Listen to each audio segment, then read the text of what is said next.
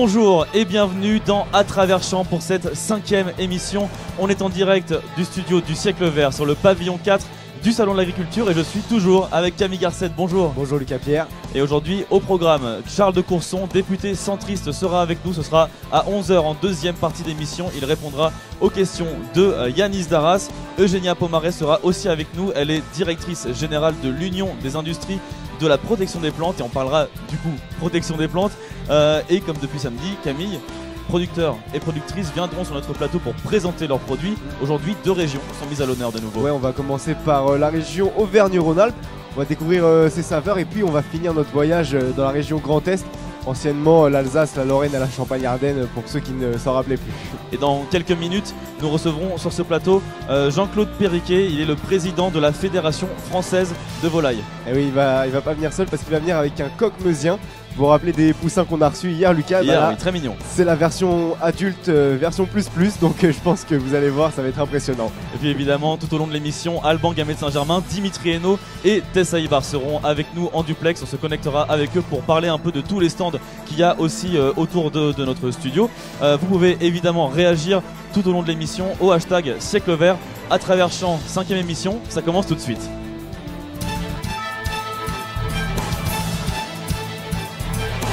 Juste avant, Camille Garcette, on fait comme d'habitude un petit récap de la veille avec Manon Blangis. Bonjour. Bonjour Lucas Pierre, bonjour Camille. Oui, Manon Blangis, ça me fait plaisir de vous retrouver comme tous les matins évidemment. Un petit récap du mardi 26 février, c'était le 4e jour du salon de l'agriculture, donc je pense que vous avez des choses à nous rappeler. Exactement, et le ministre de la Transition écologique et solidaire, François de Rugy, est venu, mais sa visite a été un peu perturbée. Il se trouvait sur le stand de Enedis, qui est juste derrière nous d'ailleurs. Juste à côté de le stand, effectivement. Exactement. Et des militants de la Confédération paysanne sont arrivés et ont versé de la terre sur le sol, voilà, pour protester contre Enedis. Alors Enedis qui est gestionnaire du réseau public de distribution d'électricité, et selon la Confédération, ils sont responsables de l'accaparement des terres agricoles. Mais le ministre de l'Agriculture était également présent, mais sa visite était beaucoup plus calme à lui, non? Ouais, exactement Camille, et il a tenu à rappeler un de ses combats d'ailleurs, que le brie de Coulommiers puisse avoir l'appellation d'origine protégée, mais aussi que la baguette accède au patrimoine immatériel de l'UNESCO. Voilà, alors autre homme politique présent hier, le ministre de l'Agriculture, Didier Guillaume. C'était sa 2e venue au salon, il était déjà là avec le président Emmanuel Macron le premier jour, samedi. Et il était là spécialement en fait pour inaugurer le stand de la Drôme, et il en a profité pour rappeler que le plus important, si on veut que les agriculteurs retrouvent le moral, c'est qu'ils gagnent leur vie, évidemment, et il faut plus de revenus dans la cour de la ferme. C'est le sens de la loi Egalim qui essaie d'inverser la construction des prix. Merci Manon, qu'est-ce qu'on ferait sans vous? Je ne sais pas. Merci Manon Blangis.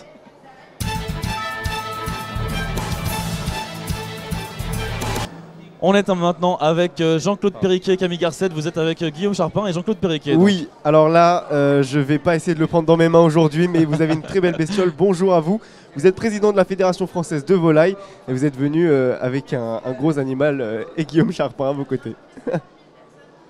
Alors tout d'abord, Jean-Claude, est-ce que vous pouvez nous présenter un peu ce coq meusien qui est quand même assez conséquent? On s'en souvient, on a eu des poussins hier, c'est vraiment pas la même chose.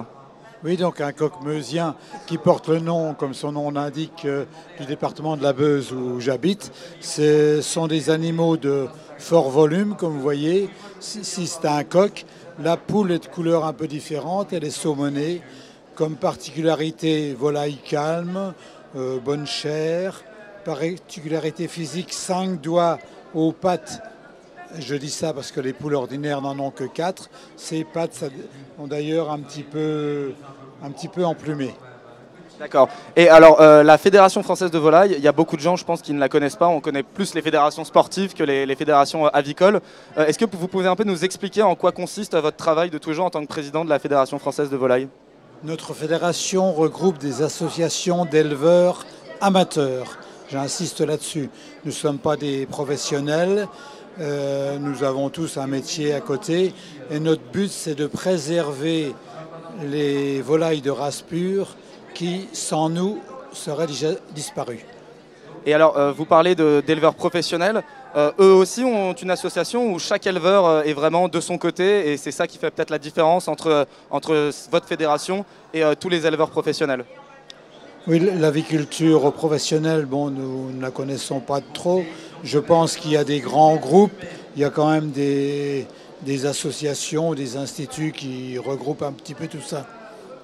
Et au niveau de l'élevage, parce qu'on on a tous tendance à avoir dans notre esprit l'idée que les éleveurs professionnels font de l'élevage intensif, que les animaux n'ont souvent pas ou peu de place pour vivre. Est-ce que chez vous, dans votre fédération, avec toutes les associations que vous regroupez, c'est différent? Est-ce que pour vous, vraiment, le bien-être de l'animal est plus important peut-être que chez les professionnels?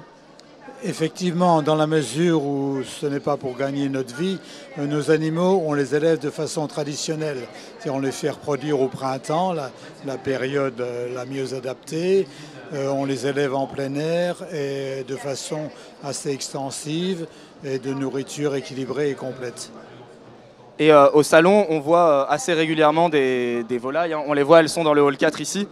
Et on en voit de vraiment différentes sortes. Je me suis amusé à me balader dans les stands des volailles hier avant de venir vous voir. Et on en voit vraiment qui ont des caractéristiques particulières. Je me souviens par exemple de pigeons qui ont des collerets peut-être. Alors qu'est-ce que sont tous ces oiseaux en fait? Est-ce que vous pouvez nous expliquer un peu qui sont-ils, d'où ils viennent? Parce que c'est vraiment des oiseaux qu'on n'a pas l'habitude de voir, que ce soit à la télé ou n'importe où. Alors tout à fait, c'est pour ça qu'on fait une exposition ici dans le cadre du Salon d'agriculture. C'est pour présenter la diversité de nos races. Il y a des petites poules naines avec des huppes, des gros coqs comme celui-ci. Ce sont des créations d'aviculteurs au cours des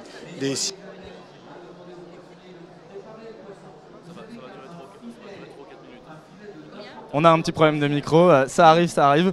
Et alors, vous parliez tout à l'heure des couleurs de ces coqs. Est-ce que c'est vraiment une caractéristique principale au coq meusien ou on retrouve ces couleurs sur d'autres races de coqs ou de poules? Alors, il ne faut pas confondre races et variétés. Effectivement, on peut retrouver cette couleur qui s'appelle saumonée sur d'autres races sans aucun problème. En principe, on pourrait même la retrouver sur toutes les races, ce qui n'est pas le cas, bien sûr.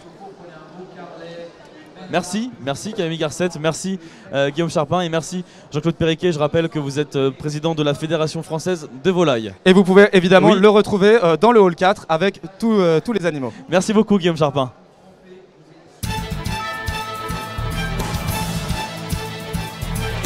Camille Garcette, on est maintenant avec Manon Blangis de nouveau et avec Yvette Thomas. Bonjour Yvette Thomas. Oui, bonjour. Vous êtes productrice, oui, vous êtes productrice de céréales, voilà. C'est ça. Je suis agricultrice en Charente-Maritime et je produis des céréales. Et je vous laisse entre les mains de Manon Blangis. Donc. Et je suis aussi vice-présidente de la coopérative Océalia. Très bien, voilà. Beaucoup de choses, beaucoup de fonctions. Beaucoup de choses. Ah, on ne vous entend pas, Manon Blangis. Non, on ne vous entend pas. C'est pas. Est-ce que, ouais, je vais vous donner mon micro, Manon. Merci Camille Garcette. Oui, alors donc vous êtes vice-présidente de la coopérative Océalia, mais dites-nous un peu plus quel est votre rôle en fait. Vous êtes concentrée sur la recherche, c'est ça, l'innovation? Non, pas vraiment. Moi, je suis agricultrice avant tout. Je veux dire, le métier d'agricultrice, c'est fournir de l'alimentation au quotidien pour les consommateurs que vous êtes, que nous sommes, et pour une alimentation saine et de qualité. Donc voilà, j'œuvre au quotidien pour fournir cette alimentation, et c'est la base de mon métier. Et concrètement, en fait, concrètement, ça se retrouve comment en fait? Vous cherchez C'est-à-dire que je cultive des plantes. Donc les plantes sont soumises, elles vivent dans un milieu naturel, donc sont soumises aux aléas climatiques et sanitaires. Et pour ce faire, je dois les protéger des insectes, des bioagresseurs, du climat. Et donc les soigner, comme nous quand on est malade, on doit se soigner aussi. Alors en fonction des problématiques des bioagresseurs, je dose, je dois appliquer des produits phytosanitaires, comme les médicaments quand on est malade, je fais le parallèle. Et donc je dois mettre la bonne dose au bon moment et le mieux possible. Et pour ce faire, aujourd'hui, l'agriculture a énormément évolué depuis une vingtaine d'années. Vous voulez dire par rapport à un aspect technologique? L'aspect technologique, donc c'est-à-dire que j'ai une agriculture de précision, j'ai des capteurs embarqués sur mes machines, et des capteurs dans les champs. Donc j'ai des conseils aussi de par ma coopérative où on a de la gestion collective de données et qui nous donne des informations en permanence et qui nous signale si nos plantes sont agressées, si je ne peux pas fournir cette agriculture, enfin cette alimentation de qualité sur le plan sanitaire. Et je dois aussi fournir de la quantité. Et ce qui est intéressant avec vous aussi, Yvette Thomas, c'est que voilà, l'agriculture, c'est un milieu d'hommes. Et vous êtes une femme dans un milieu d'hommes. Comment vous en sortez dans ce milieu? De toute façon, je suis agricultrice. Voilà, je fais mon métier comme comme peut le faire un homme, avec beaucoup de passion, avec beaucoup d'attention, beaucoup de rigueur. Et je ne perds pas mon objectif, qui est de fournir une alimentation, d'être le plus précise possible, d'aller chercher les connaissances. Voilà, donc je fais mon métier à égalité d'hommes et de femmes. Je crois qu'il faut décomplexer. C'est comme vous dans le journalisme. Voilà, vous avez. Vous dites chercher des connaissances, vos céréales sont pareilles depuis le début que vous avez commencé l'agriculture ou justement ça a évolué? Non, pas du tout. Moi je me rappelle, je vais vous donner une anecdote, mon fils, quand il s'intéressait à l'agriculture en faisant ses études agricoles, déjà il y a 20 ans, l'agriculture était plus ou moins très méconnue. C'est un vrai problème. Et il m'a dit il faudra toujours des agriculteurs pour nourrir les hommes. C'est vrai que la réflexion, 20 ans après, je dis oui, c'est toujours la réalité. Alors pas forcément dans ici, en France, parce que on a une alimentation riche et très diversifiée, c'est la spécificité française. Mais néanmoins, quand on regarde la population mondiale, il y a 10 milliards d'habitants demain à l'horizon 2050. Il y en a 800 millions qui souffrent de sous-alimentation en permanence. Donc mon rôle, ma mission, elle est de fournir l'agriculture, enfin de la nourriture pour les Français, pour les Européens et aussi pour le monde, parce que voilà, c'est ma mission, et en protégeant mes plantes au mieux. Et donc la technologie, elle fait partie. Et alors pour la technologie, c'est tous les domaines, c'est de la génétique. Là aussi, ça voudra le problème de dire, ça pose la question quel accès génétique on aura demain. Il ne faut pas se priver de tous les progrès de la science. Je veux dire, on se soigne plus hier. Nous, en tant qu'individus, on ne soigne plus comme hier. Les plantes, c'est pareil. On est dans le même schéma. Trouver les modes alternatifs. Moi, j'ai envie de dire, je veux produire mieux et plus. Et pas plus et mieux, mais mieux et plus. Le mieux. Et donc c'est pour ça que c'est un engagement perpétuel de progrès, des marches. Je me trompe, je le dis, on ne sait pas faire. Et je dis, il faut que aussi la population en prenne conscience, les citoyens. Il faut aussi des actes de comportement, d'achat. À chaque fois qu'il y a, si vous voulez manger exotique, eh bien sachez que c'est plutôt de la nourriture qui va être importée. Si on veut manger français. Voilà. Et donc nous on est là pour répondre aux attentes des consommateurs. On a envie de leur fournir et montrer que l'agriculteur est en démarche permanente de progrès et qu'il a envie vraiment de fournir cette consommation. Très bien, c'est un très beau message. Je vous remercie Yvette Thomas. Je rappelle que vous êtes productrice de céréales, notamment entre autres beaucoup de fonctions. Merci beaucoup. On peut vous retrouver quelque part peut-être sur le salon, madame. Comment? Où est-ce qu'on peut vous retrouver sur le salon, madame? Alors il y a le stand de Coop de France qui est en face, voilà, où je défends la coopération agricole. Quelle organisation aujourd'hui pour mieux s'organiser en groupe, comme je dis, les connaissances en groupe, collectivement, la gestion de l'information est très importante et des connaissances. Okay. Merci beaucoup Yvette Thomas. Merci. Merci. Camille Garcette, c'est l'heure de passer à la première région qui est Auvergne-Rhône-Alpes, avec Manon Blangis qui est toujours là. Exact, et donc Auvergne-Rhône-Alpes, moi ça me fait penser au ski, ça me fait penser à la neige, ça me fait penser aux vacances. Donc on va découvrir cette région avec vous Manon, comme d'habitude. Et oui, exactement. La région Auvergne-Rhône-Alpes qui compte pas moins de 12 départements. On va peut-être pas tous les citer du coup, mais le chef-lieu en tout cas c'est Lyon. Et il faut savoir que la réunion des deux anciennes régions a suscité un grand mécontentement des élus, puisque les deux régions sont quand même très très différentes. Auvergne et Rhône-Alpes, c'est pas du tout les mêmes, par exemple la même géographie. Voilà. Donc quelles personnalités viennent de cette région Manon, comme d'habitude? Oui, et bien on va commencer par une personnalité qui vient d'Auvergne, Blaise Pascal, qui est né à Clermont-Ferrand et qui était mathématicien, physicien, inventeur, philosophe, moraliste et pour finir, parce que c'est un peu long quand même, théologien. Et est-ce que vous savez ce qu'il a inventé, par exemple? Une idée Camille? Non. Ce qu'il a inventé. Est-ce que ça a un rapport avec le ski? Non, c'est bien tenté, mais non, ski, pas du tout. En fait, il a inventé la Pascaline, une machine arithmétique, et en fait, c'est tout simplement une calculatrice. Ah oui, voilà. D'accord, c'est l'inventeur de la calculatrice. Ça ne me dit absolument rien. Mais donc, j'imagine que pour la région Rhône-Alpes, il y a quand même plus de gens connus, peut-être. Ah, parce qu'il n'est pas connu, non, Blaise ça ne me disait rien. D'accord, bon, c'est pas grave, Camille. On verra votre éducation plus tard. Et... Ça, c'est fait. Ça, c'est gratuit, ça. Non, alors pour la région Rhône-Alpes, eh bien Stendhal, qui s'appelle en réalité d'ailleurs Henri Beyle, est né à Grenoble en 1783 et on connaît tous ses œuvres, évidemment. Camille, vous connaissez ses œuvres? Évidemment. Oui, Le Rouge et le Noir, La Chartreuse de Parme, ça vous parle? Voilà. Après, est-ce qu'on a réussi à les lire? Voilà, c'est une autre histoire, mais au moins on connaît les titres. Et alors il faut savoir que Stendhal était aussi diplomate. Il a été consul de France pour l'ensemble des États pontificaux de 1831 à 1842 et il arrivait à écrire en même temps, donc il est quand même très très fort. Par contre, son œuvre n'était pas du tout appréciée par les membres de l'Institut et par exemple Guizot, qui était président du conseil à l'époque, appelait Stendhal un polisson.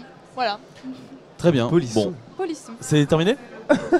Terminé, très bien. Merci beaucoup. Manon Blangis, on va pouvoir passer au premier producteur et à la première interview gastronomie.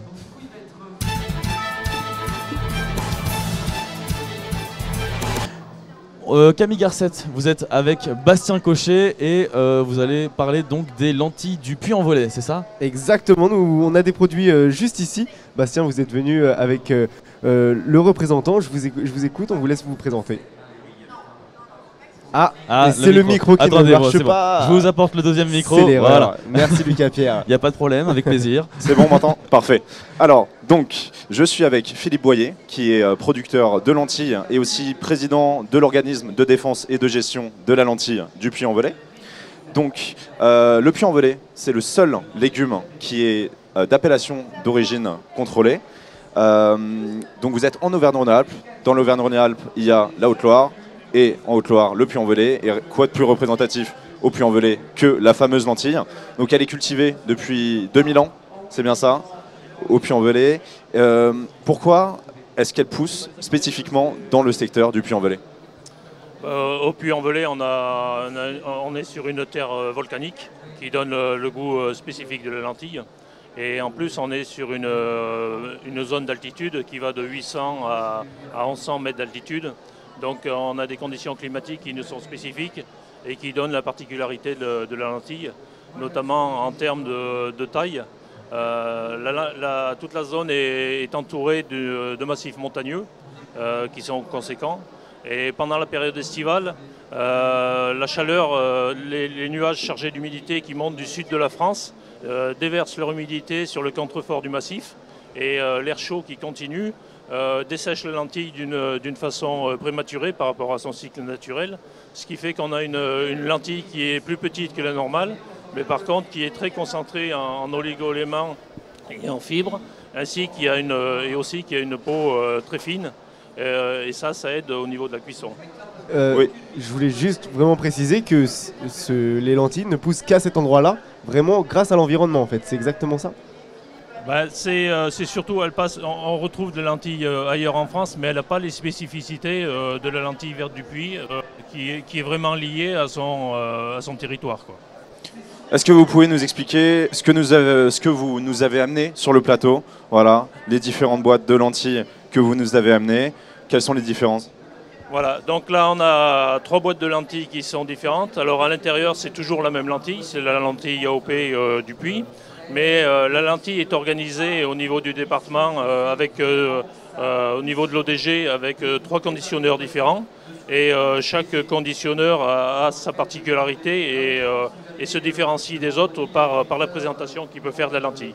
Donc là on a une représentation de chacun des 3 conditionneurs. D'accord. Et j'ai entendu dire que la lentille était produite assez naturellement. Est-ce que vous utilisez des pesticides ou des engrais? Alors la lentille c'est une légumineuse et de par le fait on n'utilise pas d'engrais. D'ailleurs c'est dans le cahier des charges de la lentille les engrais sont interdits. Et après aujourd'hui on est sur une évolution des mentalités et on fait énormément de recherches et sur tout ce qui est travail en amont et en aval de la lentille pour éviter d'utiliser au maximum les produits de traitement de manière à avoir une défense la plus naturelle possible de la lentille. Donc le cahier des charges est très strict, vous êtes très encadré pour pouvoir être certifié et produire la lentille du Puy. Voilà, toutes les AOP ont un cahier des charges. D'ailleurs la spécificité de la lentille et de son cahier des charges fait qu'elle reste quand même unique et que on dit qu'il y a les lentilles en France, mais il y a la lentille vert du Puy parce que justement elle a toutes des particularités qui sont liées à son cahier des charges. Vous êtes appellation AOP, mais est-ce que vous êtes aussi agriculture biologique ou pas du tout? Non, pas agriculture biologique, mais c'est appellation d'origine contrôlée, oui. Ok, parfait. J'imagine que c'est un secteur important pour le département de la Haute-Loire, le Puy-en-Velay. Combien de personnes ça emploie à peu près? Déjà, en Haute-Loire, la lentille fait travailler 700 producteurs. 700 producteurs, on considère que son chiffre d'affaires au niveau du département est à peu près de 15 millions d'euros. Donc c'est quand même relativement conséquent. Et donc il y a 3 entreprises. La particularité aussi, c'est que au niveau des cahiers des charges, donc la production se fait sur la zone AOP. La collecte, forcément, se fait sur la zone AOP, mais et aussi le conditionnement doit se faire sur la zone. Donc c'est tous des emplois qui sont attachés au territoire et c'est quand même quelque chose de vraiment important pour nous. Écoutez, merci Bastien, je pense savoir où est-ce que je vais passer mes vacances pour justement voir un petit peu ces lentilles. Lucas, j'espère que vous viendrez avec moi. Mais avec plaisir, évidemment Camille. Merci beaucoup Bastien Cochet et merci Thierry Ledin. Je rappelle que vous êtes producteur de lentilles. Producteur de lentilles. Philippe Boyer. Ah oui, non, parce que je parlais de l'invité qui arrive après en fait. Pardon, complètement trompé. Non, monsieur est Boyer, producteur de lentilles, il s'appelle Philippe Boyer, voilà, Ouais, et président de l'organisme de gestion et de défense de la lentille. Où est-ce qu'on peut vous retrouver dans le salon donc? 4, la région Auvergne-Rhône-Alpes. Très bien, merci beaucoup monsieur. On va passer à la suite.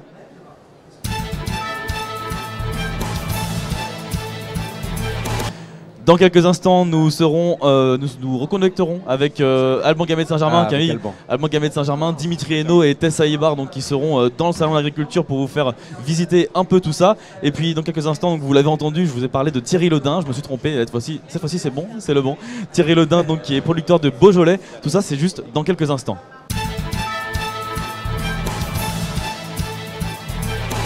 Toujours en direct du studio du siècle vert au salon de l'agriculture Pavillon 4. Camille Garcette, on peut réagir sur les réseaux sociaux. Et oui, avec un seul hashtag siècle vert.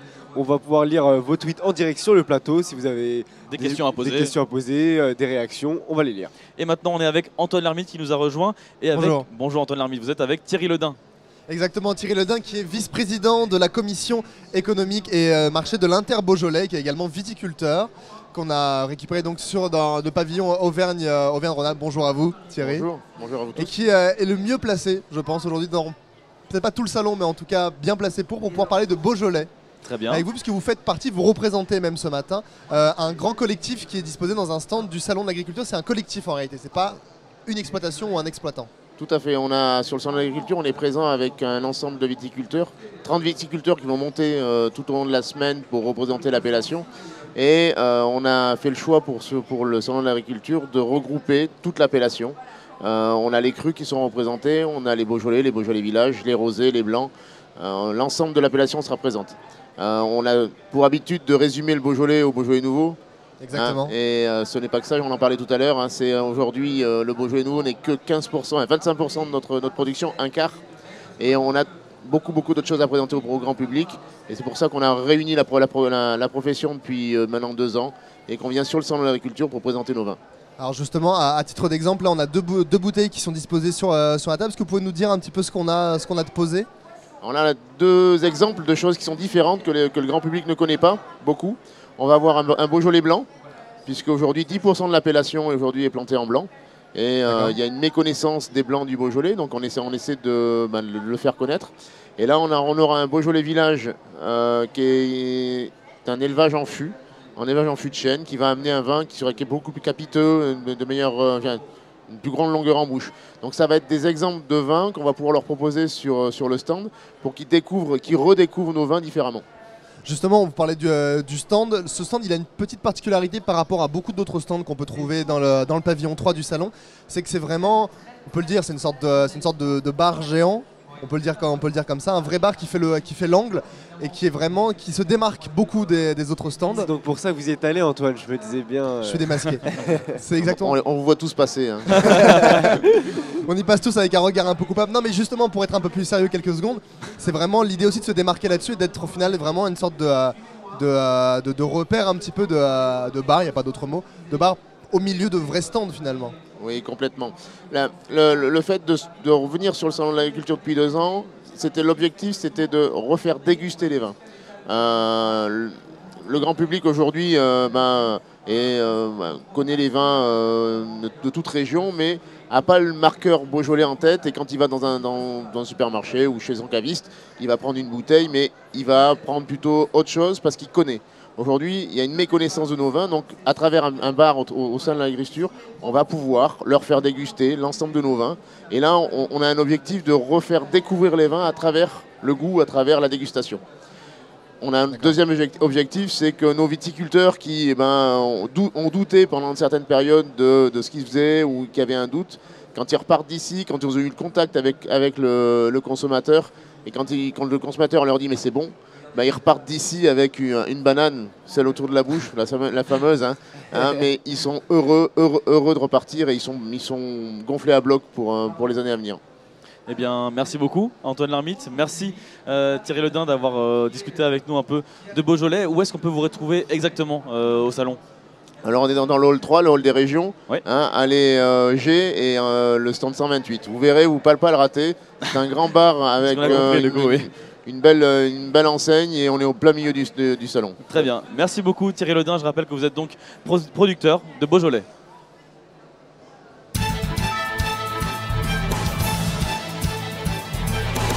Camille Garcette, on est en direct maintenant avec Alban Gamay de Saint-Germain, Dimitri Hainaut et Tessa Ibar qui sont dans le salon. Donc Alban Gamay de Saint-Germain, bonjour. Et pas de réponse d'Alban Gamay de Saint-Germain. Vous savez, pour un aventurier, il se passe toujours attendez, c'est bon. Non, il est là. Bon. Bonjour Alban. Bonjour Lucas, bonjour Camille et bonjour à tous. Donc vous l'avez présenté, nous sommes dans la région Auvergne-Rhône-Alpes et pour le premier stand que nous souhaitions vous faire découvrir, on va parler de nougat. Alors le nougat en général on associe à Montélimar, mais cette fois-ci on vous emmène à Montségur. Montségur sur l'Ozon, exactement dans la Drôme, où depuis 2011 Rudy Vogler a lancé cette petite entreprise familiale avec une fabrication du nougat à l'ancienne, puis dans des chaudrons de cuivre, et où j'ai Véronique. Bonjour Véronique. Alors est-ce que vous pouvez nous parler du nougat de Montségur? Alors le nougat de Montségur, c'est avec beaucoup de spécialités. Le traditionnel, tous nos nougats sont qu'avec du miel, des amandes, pistaches. On a un peu de glucose pour consolider le nougat, ce qui est normal. On travaille vraiment avec des produits naturels. Le nougat noir, alors ça c'est une pure merveille, c'est le nougat noir que du miel, amande, un peu de glucose bien sûr pour constituer. On a plein de parfums au gingembre, au café, au cranberry, caramel beurre salé fondant. Ça, chaque année, nous faisons une nouvelle nouveauté, et ça c'est la nouveauté du salon. Le calisson, nous faisons aussi, alors je ne sais pas si vous voyez, on fait deux variétés. Calisson, ça se vend à la tranche. C'est une entreprise familiale, ça il faut le bien préciser. Ça a commencé en essayant plein de petites recettes. On a essayé, on a raté beaucoup de fois jusqu'à trouver la bonne recette pour fabriquer ce bon nougat. Vous voulez goûter? Ah justement, ce que j'allais vous demander. Voilà, on va goûter. Alors donc ça... Traditionnel, pistache, amande, miel. Voilà, il est tendre, il ne colle pas aux dents. Ça se conserve 1 an, pas de frigidaire. Vous le laissez dans le papier alimentaire, c'est tout. Et le summum du summum pour moi, c'est le nougat noir, miel, amande. Je vais vous le faire goûter. Vous allez voir, normalement le nougat noir est très dur. Nous, avec le miel, il est vraiment succulent, il est croquant, il ne colle pas aux dents et il est tendre. Alban, on vous voit la bouche pleine. Dites-nous un petit peu le goût, décrivez-nous un peu ce que vous sentez dans la bouche. Eh bien écoutez, alors c'est très doux. C'est très doux, je m'attendais à du nougat un peu plus dur. Alors il faut savoir que le nougat peut être soit à pâte molle, soit à pâte dure. Dur, quand il est dur, c'est qu'il y a énormément de sucre. Et le sucre durcit le nougat à la cuisson. Nous, on met vraiment énormément de miel. C'est pour ça qu'il est si tendre. Je ne sais pas si vous voyez, regardez, il est vraiment tendre. Même en bouche, le nougat noir, vous avez vu, il est vraiment croquant, il n'est pas du tout dur. On n'aime pas le nougat où on se casse les dents, c'est pas agréable. Alors du coup, est-ce qu'on peut aussi goûter un petit peu de calisson pendant que moi, on ressent bien le miel, c'est très doux. Vous savez ce qu'il y a dans le calisson? Alors non, je ne sais pas, mais vous allez nous le dire. Le calisson, nous mettons pas de pâte d'amande, nous mettons de la poudre d'amande, c'est meilleur. Poudre d'amande, confit de melon, fleur d'oranger pour le traditionnel. Et on s'est amusé à faire le calisson à la pistache. magnifique. Poudre d'amande, confit de melon et pistache. Voilà, on s'amuse à faire comme les nougats, plusieurs variétés de calisson aussi. Très bien. Eh ben, merci Véronique, c'est super bon. Voilà, le calisson, c'est un peu ma Madeleine de Proust. C'était très bon. Donc. Alban, oui. je suis désolé, mais on va devoir vous arrêter là, puisque le temps file un peu et puis il faut continuer l'émission quand même. Mais on vous retrouve bientôt, un peu plus tard. Alors oui, très rapidement, donc on voulait vous faire découvrir du fromage Le Cantal AOP, hein, ce fromage vieux de 2000 ans. Donc bon, on va pas pouvoir vous le faire. Il y avait aussi, on voulait aussi vous emmener dans des stands bio. Si Tess peut vous montrer, voilà, un stand bio de légumes. Voilà, avec l'agriculture biodynamique hein, qui aujourd'hui permet de rendre les fermiers autonomes et de respecter l'environnement. Et on voulait vous dans cette petite brasserie, la brasserie Blondel, où ils proposent également des bières biologiques. La brasserie Blondel, donc, qui existe depuis 2010, entreprise également familiale. Merci beaucoup Alban Merci, Gamet de Saint-Germain. Je rappelle que vous êtes en direct donc, au Salon de l'Agriculture avec Tess Saïbar et Dimitri Hainaut. Pas de jingle, c'est pas grave. Bon, c'est pas grave. On s'attend à tout maintenant, voilà. vous savez. Écoutez Camille, je crois que c'est le moment pour aller voir Alexandra Delbo. Bah écoutez, je vais me Vous pouvez vous lever, hop là, par exemple. Et vous êtes avec Alexandra Delbo et Chloé Humbert. Donc. Et oui, Alexandra Delbo qui est un peu notre expert scientifico-technologique. Voilà, elle est venue avec Chloé Humbert, directrice France de Pollinature. Et aujourd'hui, on va apprendre un peu plus sur les ruches. Je vois que vous avez une version miniature. Je vous laisse entre les mains d'Alexandra. Bonjour Camille, bonjour Lucas. Donc oui Chloé, vous allez pouvoir nous présenter comment est-ce que cette ruche fonctionne exactement? Alors, on ne parle pas trop de ruches. Les ruches, c'est beaucoup pour les abeilles mellifères. On parle plutôt d'une petite maisonnette, car elle n'abrite pas d'abeilles mellifères, mais des abeilles maçonnes. C'est une des nombreuses espèces d'abeilles solitaires qu'on a partout dans le monde. En France, on a près de 1000 espèces d'abeilles solitaires qu'on ne connaît pas très bien. Et en fait, dans cette charmante maisonnette, on reçoit une petite population de départ, donc des cocons d'abeilles maçonnes, qu'on va tout simplement installer. Voilà. On va ouvrir le petit bouchon. Et puis au printemps, quand il fait assez chaud, elles vont éclore, elles vont polliniser autour de la maisonnette où elles ont été installées, et puis elles vont construire leur nid dans la maisonnette. Et comme ça, on peut vraiment avoir une population d'abeilles maçonnes autour de chez soi. Et il y en a combien, par exemple, dans ce tube-là, pour cette petite maisonnette-là? Alors, on met une trentaine de cocons par maisonnette. Il faut savoir qu'il y a des mâles, des femelles, et c'est les femelles qui vont faire tout le travail, qui vont construire les nids. Donc on peut avoir une dizaine à peu près d'abeilles qui vont s'activer autour de la maisonnette, construire leur nid ici à l'intérieur. Mais le but, c'est de polliniser ou de reproduire l'espèce? Le but, c'est surtout de polliniser, pouvoir polliniser autour de chez soi, puisque c'est des grandes championnes de la pollinisation. Elles sont très efficaces, et puis elles sont sympas à observer aussi, découvrir un petit peu ces insectes, découvrir le fait qu'il n'y a pas que les abeilles mellifères, et qu'il y a d'autres espèces qui sont aussi très importantes à préserver et à découvrir. Et ce type d'abeille est un petit peu particulier parce qu'elles sont un petit peu velues, donc elles apportent un peu plus de pollen que les autres, c'est ça ? C'est ça, elles sont très très efficaces. Presque toutes les 98% des fleurs qu'elles visitent sont pollinisées parce que l'abdomen est poilu en effet, donc elles sont très efficaces dans le transport du pollen. Oui, donc c'est juste. Et comment est-ce qu'elles font du coup? Elles rentrent dans ces tubes et elles font des petits segments, c'est ça? C'est ça, donc elles vont pondre un œuf, mettre pollen et nectar, et ensuite elles vont construire un petit mur en argile jusqu'à ce qu'elles remplissent le tube. Donc on peut avoir 6 voire 7 œufs par tube, et ensuite elles vont encore faire un petit mur en argile pour fermer le tube. C'est d'ailleurs pour ça qu'on les appelle abeilles maçonnes, parce qu'elles font beaucoup de maçonnerie. Des murs. Ouais. Et quel type de... Est-ce qu'il y a des plantes particulières qu'elles pollinisent ou elles pollinisent comme les autres abeilles mellifères? Alors elles ont bien entendu leurs préférences, elles sont grandes amatrices d'arbres fruitiers.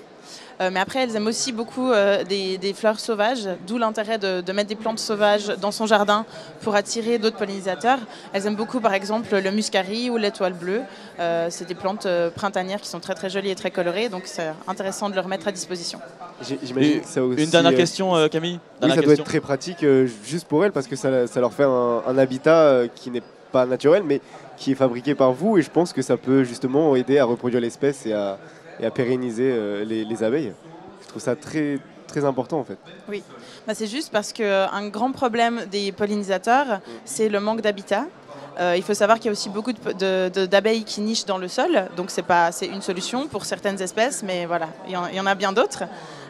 Et en effet, ça leur permet d'avoir déjà au moins l'habitat. Et puis après, si on leur met encore des fleurs à disposition, on leur offre le couvert aussi. Donc il n'y a pas de raison qu'elles ne se plaisent pas. Écoutez, merci à vous Alexandra, merci, Merci. Chloé Humbert. Merci Écoutez, Lucas Pierre, sauvez les abeilles, vous le savez, C'est très sinon important. l'humanité n'est plus.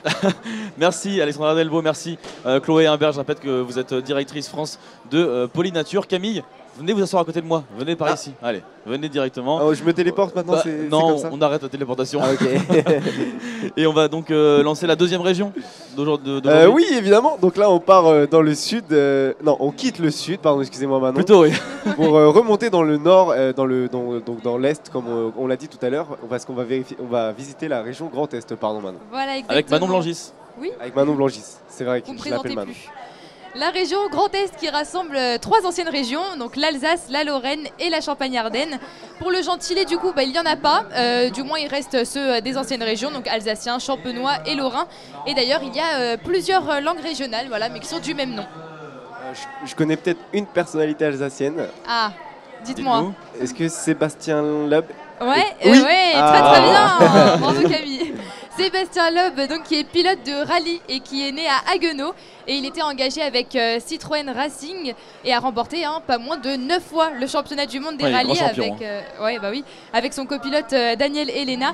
Et il est encore dans la course d'ailleurs puisqu'il a quitté le groupe PSA l'année dernière et il a rejoint Hyundai pour les futures compétitions. Et on passe à la Lorraine et maintenant vous nous parlez d'une personnalité un peu spéciale. Exactement, je parle de Rintintin qui est Rintintin. né en Lorraine en 1918.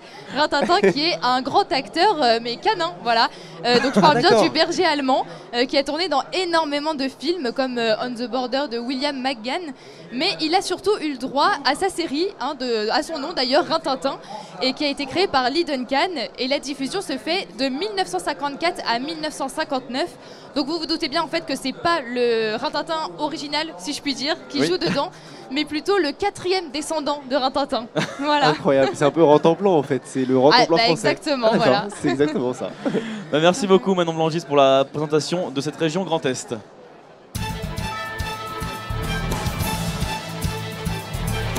Camille, c'est Bastien Cochet qui nous a rejoint de nouveau. Oui. Rebonjour Bastien. De retour. De retour. Il y a une odeur sur le plateau. Il y a une odeur. Oh là là, qu'est-ce que ça donne C'est vrai que envie. ça sent très bon là. Très très bon, ouais. Ça sent très très bon. Bastien, vous avez ramené des produits, mais aussi quelqu'un pour les présenter. Je vous laisse un peu la parole pour nous Et dire oui, tout ça. nous sommes avec Emmanuel Hamel, donc, Bonjour. qui travaille pour la charcuterie Pierra, qui est donc dans la petite ville du Tauly, c'est bien ça, près de Gérardmer. Voilà, donc la charcuterie Pierra, c'est une institution dans la région. Elle existe depuis 1892. Ah oui, quand même. Et oui. Ça remonte. Hein. Et c'est une viande de qualité. Bonjour Emmanuel Hamel. Est-ce que vous pouvez nous dire ce que vous avez apporté sur le plateau aujourd'hui? Oui, bien sûr. Donc en fait, c'est vrai que la charcuterie Pierra, c'est ancestral dans la spécialité du fumage. Et donc comme elle est située au milieu des sapins dans les Hauts-de-Vosges, eh ben, c'était tout logique de faire du fumage à la sciure de sapin. Donc là, je vous ai amené de la poitrine sel sec, alors ce qu'on peut appeler aussi le lard paysan. Donc en fait, le lard est frotté au sel et aux épices, donc à sec, pour donner vraiment tout le bon parfum, et ensuite fumé à la sciure de sapin. Tout est fait manuellement? Alors, bien sûr, la charcuterie Pierra, comme vous l'avez justement dit, elle existe depuis 1892. C'est la 4e génération de père en fille. Et donc, ils ne se sont pas reposés sur leur laurier, ils se sont mis au travail. Et maintenant, c'est une véritable structure qui comprend une 50aine de salariés, donc au Tauly. Donc, l'unité a 10 ans. Donc là, on fait de la tradition dans des locaux un petit peu plus modernes. Donc bien sûr, on a gardé l'aspect tradition du fumage, donc à la sciure. Donc c'est de la sciure qui tombe sur des générateurs et ces générateurs-là vont pulser la fumée vers nos chambres de fumoir. Donc c'est une entreprise familiale à la base, mais qui s'est très bien développée au fil des années. Et vous parliez donc de la modernité que vous aviez dans les ateliers. Vous êtes très axé sur tout ce qui est recyclage et respect de l'environnement. notamment pour éviter la pollution avec le fumage. Alors complètement. Bon, déjà en 1984, avant d'arriver au Taulier, donc Gérard, le papa de Stéphanie, a fait une unité à Jussarru et là il a été la première unité aux normes CE. Donc c'était déjà énorme à l'époque. En 2010, donc là, au niveau de la construction, ils ont fait justement attention à tout l'aspect environnemental. Alors, par exemple, le système de froid. Donc c'est un système de froid spécifique. Ça a été la première unité en France pour tester cette technique. Et donc toutes les calories qui sont créées, qu'on a besoin pour faire le froid, sont récupérées par des générateurs. Et là, donc on peut justement faire l'eau chaude, le chauffage de toute l'entreprise, du magasin. Et voilà. Le recyclage des fumées. Donc le recyclage des fumées, c'est très important. Donc en fait, ce qui sort de la charcuterie, c'est de la vapeur d'eau parce que donc, les fumées sont filtrées avant d'être jetées dans l'atmosphère. Alors juste Emmanuel Hamel, est-ce qu'on peut goûter un petit peu Mais complètement, je vois que vous avez vraiment je vais me goûter. sacrifier parce que évidemment à chaque fois c'est moi qui goûte. Et là j'ai vraiment pas envie de me sacrifier. Quel courage. Alors, juste dites-nous, voilà ça. Voilà. Qu'est-ce qu'on Donc on va reparler produits, vous faites bien. Donc ça c'est du filet mignon. Du filet mignon de porc, donc qui est frotté au sel sec et aux épices comme le lard et fumé toujours à cette sciure de sapin. Donc c'est un produit qui a vraiment la cote chez nous pour plusieurs choses, parce que c'est un produit qui est très maigre, donc il y a moins de 4% de matière grasse dans le filet mignon. Chez Pierrat, on le fait très tendre, il se mange très moelleux de cette façon-là. Effectivement, ça fond en bouche. J'ai mal goûté, donc je vais reprendre un bout. Et juste à côté, qu'est-ce que c'est? Alors ça, c'est du fuseau lorrain. Donc le fuseau lorrain, c'est vraiment une spécificité de saucisson de Lorraine.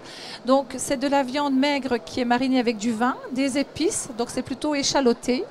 Ensuite, c'est embossé dans un boyau naturel. On travaille à 98% avec du boyau naturel, si j'enlève les saucissons à l'ail.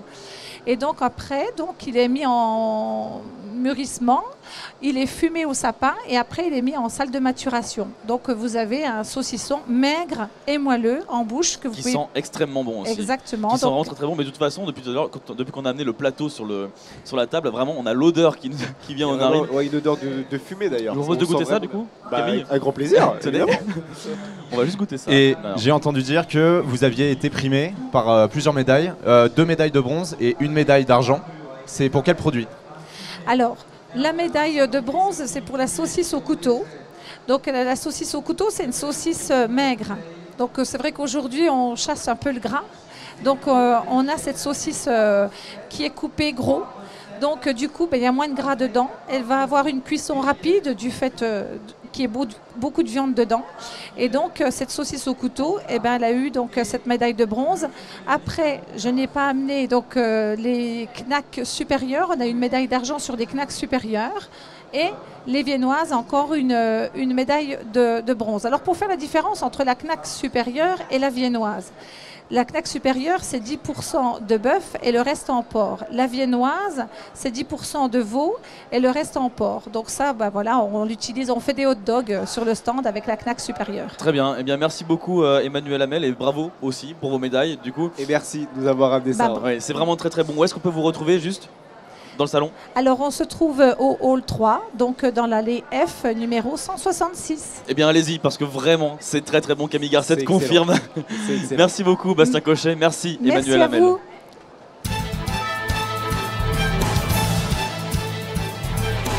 Dans quelques instants, on sera de nouveau en direct avec Alban Gamet de Saint-Germain, Dimitri Hainaut et Tessa Ibar, donc qui se baladent dans le salon et qui mangent bien, boivent bien aussi. Et puis on retrouvera également Guillaume Charpin, Antoine Lermite. C'est Antoine Lermite qui viendra avec Angélique Chanuc. Tout ça, c'est dans quelques instants.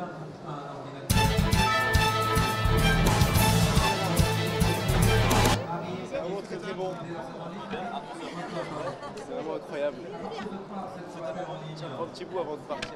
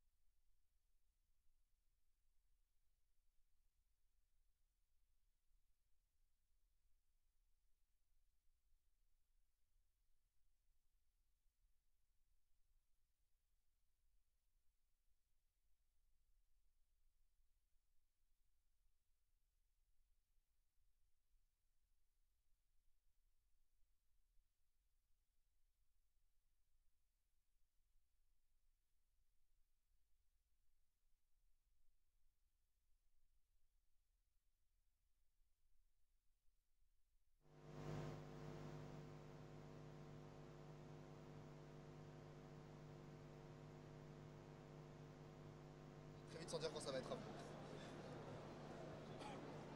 Merci.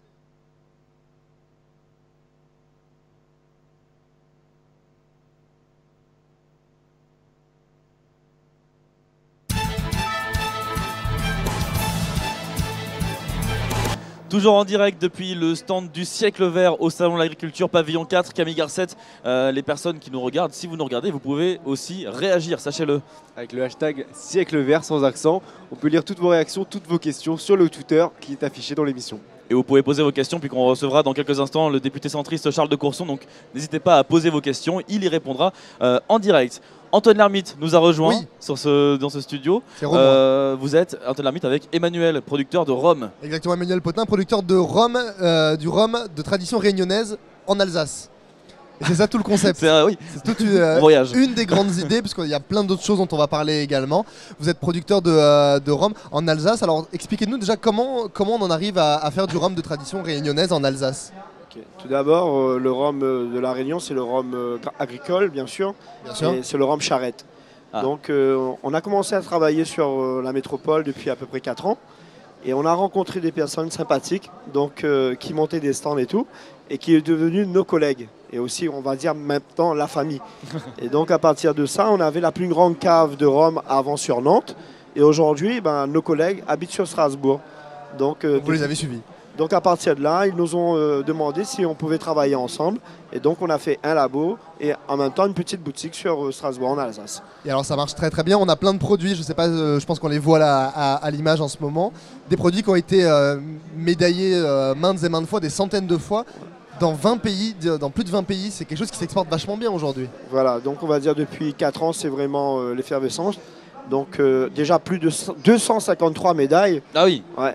Donc, surtout sur le salon de l'agriculture, mais les unifications, et aussi, on va dire, en Europe, en Angleterre, en Allemagne, au Mexique, à Bruxelles, et on vient d'arriver aussi en Chine avec 4 nouvelles médailles. Le rhum réunionnais est partout, quoi. Voilà, il est vraiment partout, et on espère qu'il arrivera maintenant en Amérique. Voilà.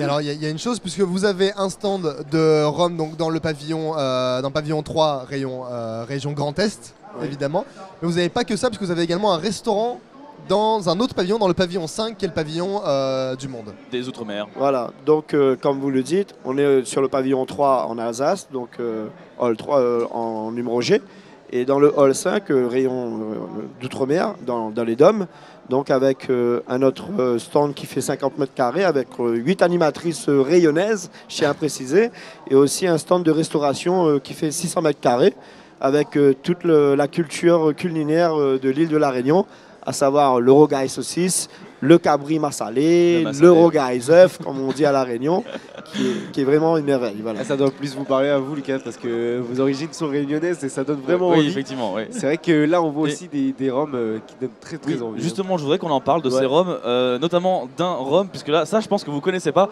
C'est le rhum Ananas Victoria Piment Oiseau. Voilà. Piment Oiseau, ça me dit quelque chose. Piment Oiseau, c'est quoi? C'est très fort, non? C'est très fort. C'est peut-être le plus fort. Tout d'abord, je voulais insister que ce rhum arrangé est bien sûr une tradition familiale. D'accord.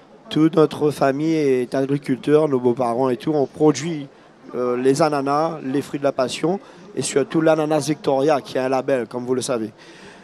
Concernant l'ananas, cette bouteille, l'ananas piment oiseau, donc c'est un mélange de 2 fruits.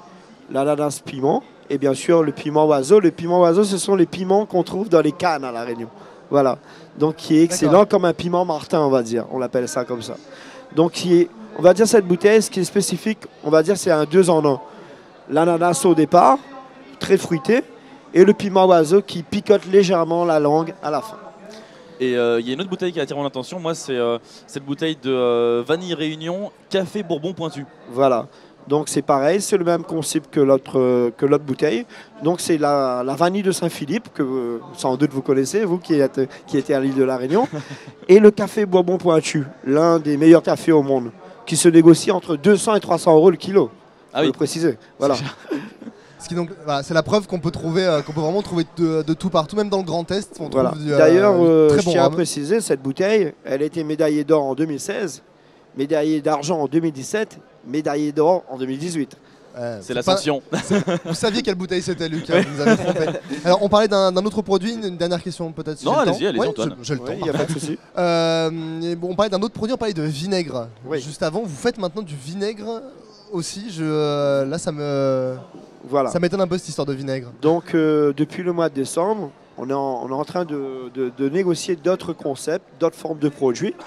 Et comme on avait trouvé ce concept de faire le rhum arrangé avec les fruits à l'intérieur, pour avoir vraiment toute la tradition artisanale, les fruits avec la coloration, la couleur des îles.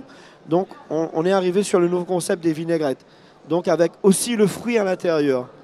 Donc vinaigre d'alcool blanc avec le fruit à l'intérieur, qui permet d'avoir en ce moment 10 variétés de vinaigre, telles que ce soit la vanille, le fruit de la passion, l'échalote, etc.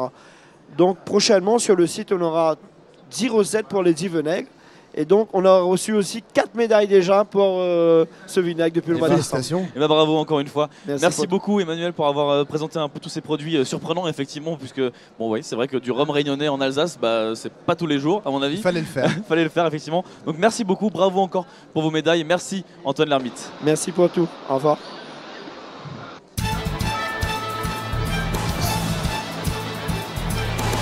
La première partie d'À travers champs est déjà terminée. Dans quelques instants, Camille Garcette, nous recevrons le député centriste Charles de Courson. Il sera là pour répondre donc aux questions de Yanis Darras et vous aurez aussi l'occasion de le présenter comme à votre habitude.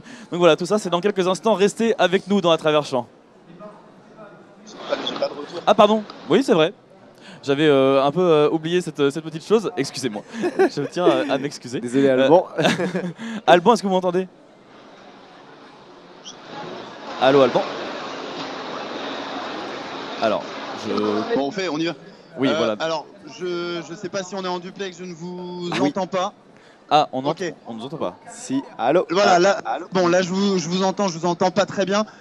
Et donc, nous sommes toujours dans la région Grand Est, pavillon 3, où nous allons vous faire découvrir la Maison Boulanger. La Maison Boulanger qui est une entreprise familiale à Colombey-le-Bel, pas loin Nancy, où je suis avec Gisèle. Gisèle qui va nous présenter donc les produits. Bonjour. Alors parlez-nous un peu de cette entreprise familiale.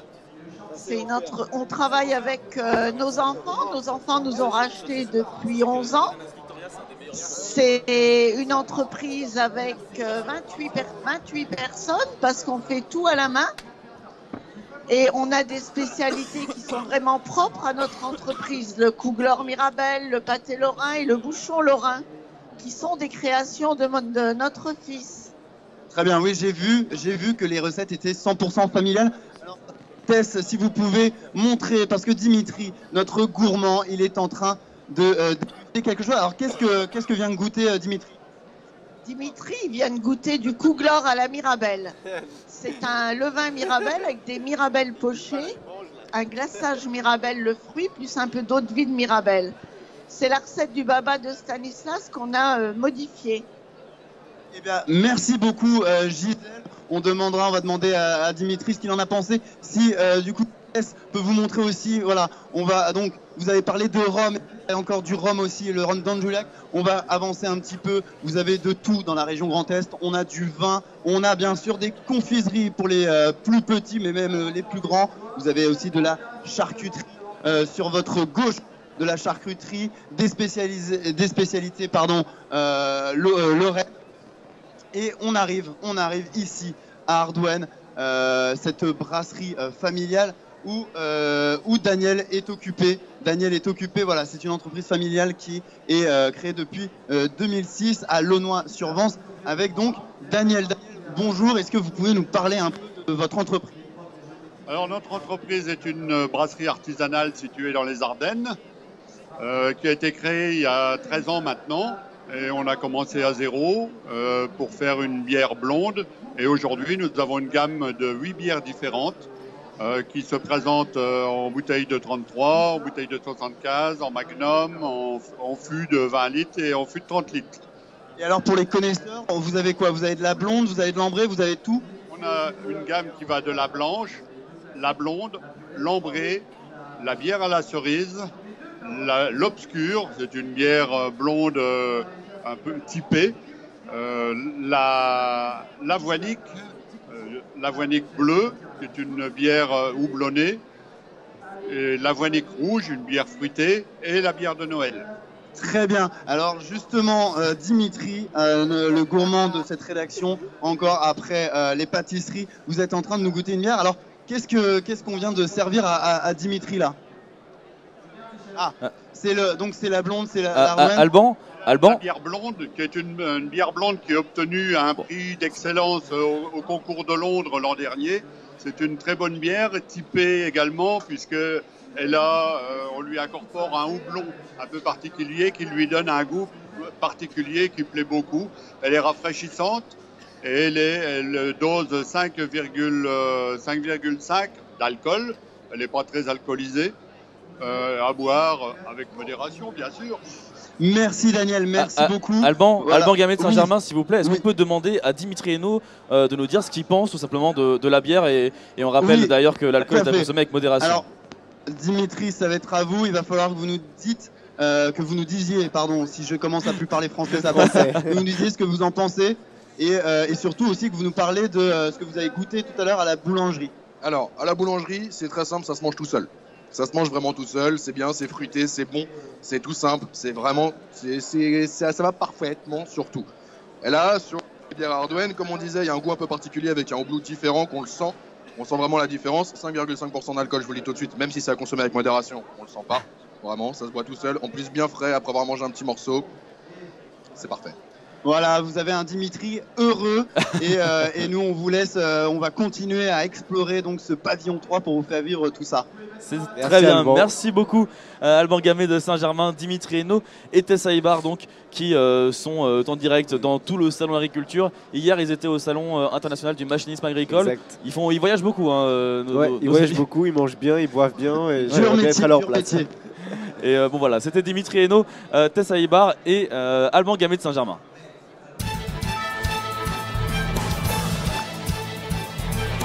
Voilà, maintenant c'est terminé, la première partie. Là c'est bon. Là c'est bon. On peut passer à la seconde partie. Donc Camille, comme je le disais tout à l'heure, on va recevoir maintenant le député centriste Charles de Courson qui sera avec nous pour répondre donc aux questions.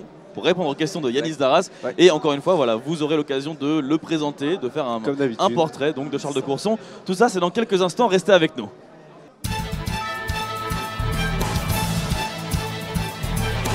Toujours en direct depuis le studio du Siècle Vert au Salon de l'Agriculture Pavillon 4 et vous pouvez toujours réagir sur nos réseaux sociaux, sur Twitter avec le hashtag Siècle Vert et poser vos questions à Charles de Courson, député Les Centristes qui vient de nous rejoindre. Bonjour Charles de Courson. Bonjour. Alors Charles de Courson, on est avec Camille Garcette aussi. Camille Garcette, bonjour. Bonjour Lucas Pierre, bonjour Charles de Courson. Camille va vous présenter, il va faire votre portrait. Il a sa façon à lui, bien propre à lui de le faire. Je vous laisse écouter et on réagit juste après.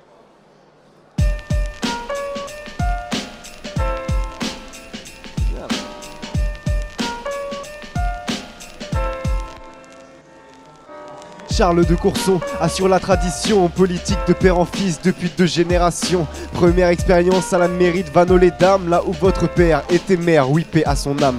Il est resté 30 ans à la tête de la mairie et le pire c'est que c'est pareil pour vous aujourd'hui. 60 ans de règne de la famille des Coursons, indétrônable même avec 50% d'abstention.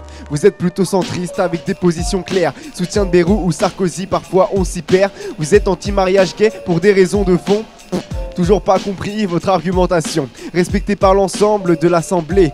Dans la finance, vous êtes décrit comme le plus calé, le moine soldat, celui qu'on ne peut terrasser à faire des déclarations un peu déplacées. Vous vouliez augmenter le salaire des députés de 5 à 9 000 euros, c'est peut-être un peu abusé. Petit rappel histoire, que tout le monde se sente bien, votre indemnité c'est le double du salaire moyen. Député depuis 30 ans, vous en avez vu passer, connu et respecté par les partis de l'Assemblée. Dernier combat contre la loi anti-casseur, un discours poignant qui a fait le buzz sur Twitter. Charles de Courson est toujours maître de fonction, 30 ans en maire député et ça relève de la fiction. Vous êtes notre invité sur le plateau du Siècle Vert et votre programme écologique reste toujours un mystère. Bravo Camille Garcette. Merci Lucas Pierre. Merci bravo Camille. Alors Charles de Courson, qu'est-ce que vous avez pensé qu'avez-vous pensé de ce rap? Ça vous fait rire en tout cas? Oui, ça me fait beaucoup rire, je trouve ça assez sympathique, vous voyez. Merci. Il y a quelques petites inexactitudes, mais c'est pas grave. Globalement, c'est à peu près ça. Voilà. Merci. Donc, bravo. Merci à vous. Merci beaucoup Camille Garcette. j'aurais pu vous rappeler que c'était un voilà. Oui, pardon. Charles de Courson, on va commencer donc à vous poser quelques questions. Le Conseil de l'Europe s'est exprimé au sujet des lanceurs de balles de défense, très utilisés donc ces derniers mois en France. Après les trop nombreux blessés lors des manifestations des Gilets jaunes, l'institution a appelé hier à suspendre l'usage du flashball dans le cadre des opérations de maintien de l'ordre. Et c'est avec Yanis Darras qu'on en parle. Bonjour Yanis. Bonjour Lucas, bonjour Charles Bonjour. de Courson. Est-ce qu'on doit interdire les flashballs? C'est la question que tout le monde se pose, mais est-ce qu'on doit les interdire aujourd'hui dans les manifestations? Oui, moi je suis plus prudent. Je pense que c'est mieux que des armes à feu, bien entendu. Quand il y a des risques extrêmement graves pour les forces de police et de gendarmerie, je pense que c'est plutôt un problème de la logique d'emploi, si vous voulez. C'est de jamais tirer... Aujourd'hui, elles ont été trop souvent utilisées pour vous? Oui, et puis on voit que certains manifestants ont pris des balles dans le visage. Il ne faut jamais tirer un flashball sur un visage. Qu'on tire dans les jambes, qu'on tire, vous voyez, mais jamais, jamais au-dessus. Et alors naturellement, pour ceux qui savent utiliser ces armes, il peut y avoir des loupés, quoi. Mais donc, ça veut dire quoi, que les forces de l'ordre ne sont pas assez formées à utiliser les lanceurs de balles de défense? et puis de définir très précisément les règles d'emploi. Pour l'instant, il y a des règles d'emploi, justement, notamment ne pas viser au-dessus des épaules. Oui, mais par exemple, si vous n'êtes pas sur un plateau plat, mais sur un plateau descendant, vous voyez bien que quand vous tirez, le risque, c'est que la balle arrive sur un visage. C'est déjà arrivé, vous voyez, quand vous le preniez dans un œil. Il y a au moins 15 personnes qui ont reçu un flashball dans le visage. Voilà. Au visage. Mais c'est parce qu'il y a une mauvaise utilisation du flashball. Alors, est-ce que la France a raison de s'entêter à l'utiliser pendant les manifestations? Bon, moi, je veux dire, c'est plutôt un problème de logique d'emploi, c'est-à-dire de bien définir les critères, qu'on ne l'utilise premièrement que dans des cas extrêmes et qu'on tire à hauteur de la ceinture. Mais qu'est-ce que vous appelez des cas extrêmes, justement? Des cas extrêmes, c'est quand vous avez des manifestants extrêmement violents qui s'attaquent aux forces de l'ordre. Il faut défendre les forces de l'ordre. Vous savez, c'est pas drôle tous les jours, quand vous êtes policier ou gendarme, de rester pendant 1 heure, 2 heures, 3 heures avec des gens qui vous balancent, dont certains vous balancent, des pierres, qui des morceaux de bois, etc. Vous voyez. Or, les ordres d'utilisation des forces de l'ordre, c'est, dans toute la mesure du possible, éviter le contact. Vous voyez, d'avoir toujours un écart. Pourtant, avec autant de blessés, je rappelle quand même qu'il y a 1400 personnes des forces de l'ordre qui ont été blessées au cours des 3 derniers mois et près de 2100 gilets jaunes qui ont été blessés. Le contact, il a été établi depuis très longtemps maintenant. Oui, non, mais parfois, vous ne pouvez pas l'éviter. Mais la logique d'emploi des forces de l'ordre, c'est d'éviter le contact. Parce qu'on sait qu'à partir du moment où il y a un contact, on l'a vu sur un ancien boxeur qui a commencé à boxer un membre des forces de l'ordre. Vous voyez, ça, c'est inacceptable. Donc, si vous voulez, en maintien de l'ordre, il faut aussi protéger les forces de l'ordre qui ont beaucoup de mérite. Vous savez, quand vous restez pendant des heures avec des gens qui vous balancent, et c'est une infime minorité en plus ceux qui font cela, il faut quand même le rappeler, c'est pas l'ensemble des manifestants qui font cela. Donc, non, moi je suis plus prudent. Mais je pense que l'interdiction totale me paraît excessive. Pourtant, l'UE, elle s'est déjà exprimée sur le sujet et elle a déjà rappelé la France à plusieurs reprises. Est-ce qu'on doit aujourd'hui prendre en considération les avertissements de l'Union européenne? Il faut toujours écouter les autres plutôt que de refuser d'écouter. Mais je vous dis, moi je pense que c'est plus un problème de logique d'emploi. Alors le problème maintenant, c'est comment on peut lutter contre justement la violence des manifestants, vous l'avez souligné, sans utiliser peut-être les flashballs. Si vous voulez, c'est toujours une toute petite minorité qui se livre à ces actes violents. Et la grande difficulté... Pourtant, ils ont fait quand même 1400 personnes des forces de l'ordre blessées. Bien sûr, ils ont blessé 1400 personnes des forces de l'ordre. C'est de les identifier et surtout de les arrêter. Voyez, parce que, comme dans toute manifestation, c'est une infime minorité qui va faire déraper la manifestation.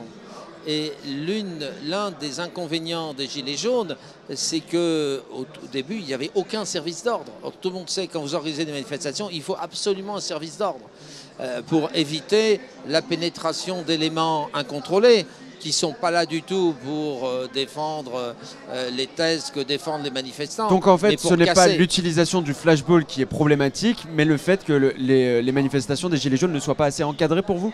Alors, je pense qu'il y a un problème du côté des manifestants. Ils ont mis beaucoup de temps à avoir un service d'ordre. Vous voyez, tous les grands syndicats, ils ont un service d'ordre avec des gars, des costauds, qui permettent d'éviter que, par exemple, oui, mais après, le problème des Gilets jaunes, c'est un mouvement qui est né assez spontanément. Mais justement. En quelques mots, Charles de Courson. Donc on ne peut pas leur demander d'avoir autant de services d'ordre que des syndicats déjà expérimentés. Quand vous organisez une manifestation, vous avez une responsabilité en la matière. Donc il faut faire attention, parce que si ça dérape, votre responsabilité peut être engagée. Donc il faut absolument se doter des moyens internes du point de vue des manifestants pour maintenir l'ordre et la cohésion du mouvement. Merci Charles de Courson, merci Yanis Darras.